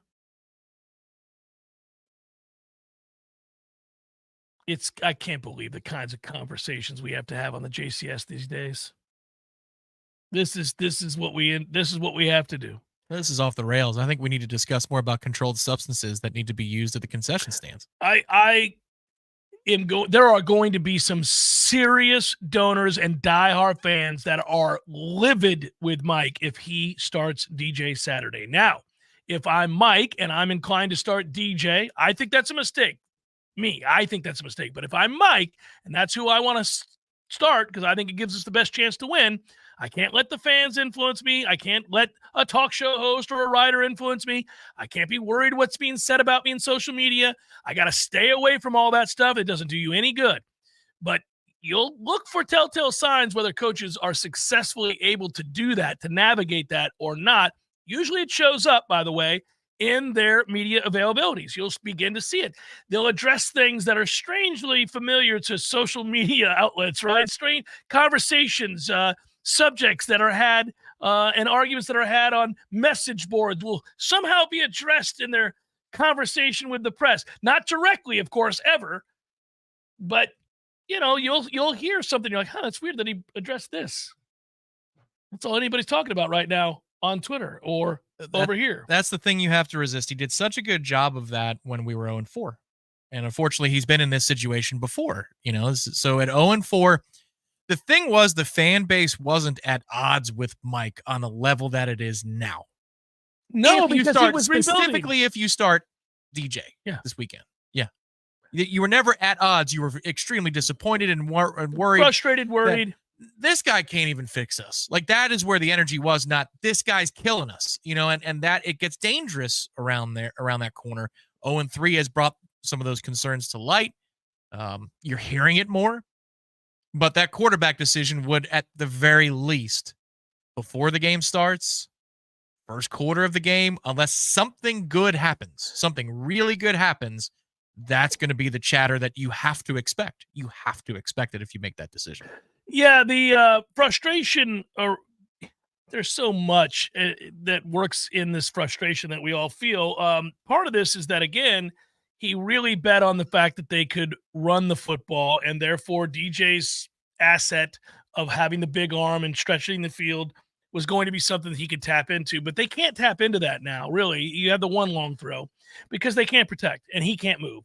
And so now this is really a simplified conversation. It's not a matter of, I like this guy, don't like this guy, want to start this guy, digging my... No, you can't play him because you can't protect him and he can't protect himself. So you have to move on. That's just all there is to it. Also, the results just aren't there. Let's just say you could protect him. If we were still anemic like this on offense because you can't run the ball, struggling to run the ball. So even if you were better in pass protection, you would really be very, very predictable and have a hard time. You don't get a lot of what we were promised we were going to see coming into the season and what he thought they would be, obviously. So now you have to try the other guys. That's the talking point of the week, but it's the right one. Sometimes things gain momentum that I don't always agree with, but this is an easy one for everybody to see. And I just don't understand why Mike doesn't, if in fact he starts DJ this Saturday. Well, what's interesting is he's asked the question indirectly and directly in so many ways, and you just wonder in that situation if he'd be better off putting it to bed and saying, look, DJ's starting on Saturday. Like, the depth chart is correct. You know what I mean? Like, you've got to rally behind your guy. If you believe in him, then don't not address it. Well, what you're going to get a schematic advantage because Cal's afraid of, or they know that DJ is going to be the player instead of spending time on Brock. They're not scared of your offensive line. They don't care. There was a video I saw Bill Belichick recently where he's talking about his first game against Dallas way back in the early 90s. And he called Jimmy Johnson after the game because they got waxed. And he said, hey, Jimmy, could you give me any tips on what you saw? And Jimmy Johnson's response was, well, I don't have much for you, Bill. We didn't install a game plan for you. And Belichick was thinking, oh, my God. Yeah. He thought so little of us that they didn't even do something special. That's what's happening to us right now. Correct. They don't care. So you might as well rally behind your guy. Pick your guy and announce it and rally behind him and put your faith in him. Art Wilmer, did no one see it at practice? Well, this is the thing. We have addressed this. We have talked about this. Unfortunately, and this is just true, first of all, you're in a vacuum there. It's just your line against your line, so it's hard to know where you're at with what you're going to see, right? So you kind of got to get some false reads on some things when it's just in-house all the time. But secondly, when you hear people in the media, myself included, say things like, man, he's played a lot better in practice than he has in the games, that's true. Yeah, it's true. It's just 100% true. He's dirted some footballs, but I mean, he's been fine. He's been fine. There have been plenty of practices where you walked out of there and said, basically, he had a good day. the thing of it is, I think the most stunning aspect of all of this is, and I think it was on CBS. I think it was what's his name? I don't often reference other shows. I just when I'm trying to give credit where credit's due. I think Josh Pate was asked a question about Florida State, and somebody sent it to me, and he was saying, "Look, I know from having talked to their staff that they thought they were a good football team coming into the season, and I know because I also talked to some NFL scouts who went to visit Tallahassee and said they have a lot of talent. And, oh, by the way, Nick Saban predicted them to win the ACC and thought they had an NFL-like roster and said as much publicly. So more important people than me or you or anybody else in the press, former coaches, former players from the league and the NFL that become scouts, these are people that were saying Florida State has a good roster. They felt good about what they were seeing when they came to camp. And Mike Norvell, the head coach, liked what he saw in camp. So that'll tell you that the answer is no. Nobody saw it in practice. Nobody. Not the head coach, not a first ballot Hall of Famer that some would argue is the greatest coach in any sport ever, not former NFL players who are now scouts, many of them, for the NFL teams that they represented at these practices, not anybody. Nobody saw it. That's why the story is, to me, fascinating, unfortunately, stunning, and really hard to wrap your head around. It just is, because we didn't. And Tom, there are a lot of very smart people. I respect your ability to look at a game of football and a player, and I respect my own ability. But more importantly, let's just remove us from the equation. Again, I'm talking to people who played at the highest levels, NFL players, coaches, and the like, who did not see this coming. And that tells you that there is something else wrong with this team beyond they're not as talented as they thought they were. That part's true, too. They're not as talented as they thought they were, but there's something else wrong. Some of that is, obviously, the quarterback's not playing well. Some of that's the offensive line isn't nearly as good as we thought it was. But I think, and I can't put my finger on it, and I still don't know the answer, and I've sought to contextualize it. I keep waiting for the other shoe to drop because I keep thinking somebody's going to call me, a good source, a former coach, maybe a player, is going to call me and say, all right, look, this has gotten ridiculous. I got to tell you what's really going on. Here's what's happened. And I'm going to find out about a locker room fight, or somebody is with somebody. Dan Mullen's wife has come in and started kissing the players before the game. Something weird. Something that you'd go, okay. Well, they found out so-and-so was embezzling money. You know what I mean? Like something where you'd go, oh, my God, okay. Well, that explains this mess, because nothing else does. It's weird. Good work out of you. Thanks, everybody. Be well. Have a great night. We'll talk to you tomorrow on a Redemption Thursday. Peace.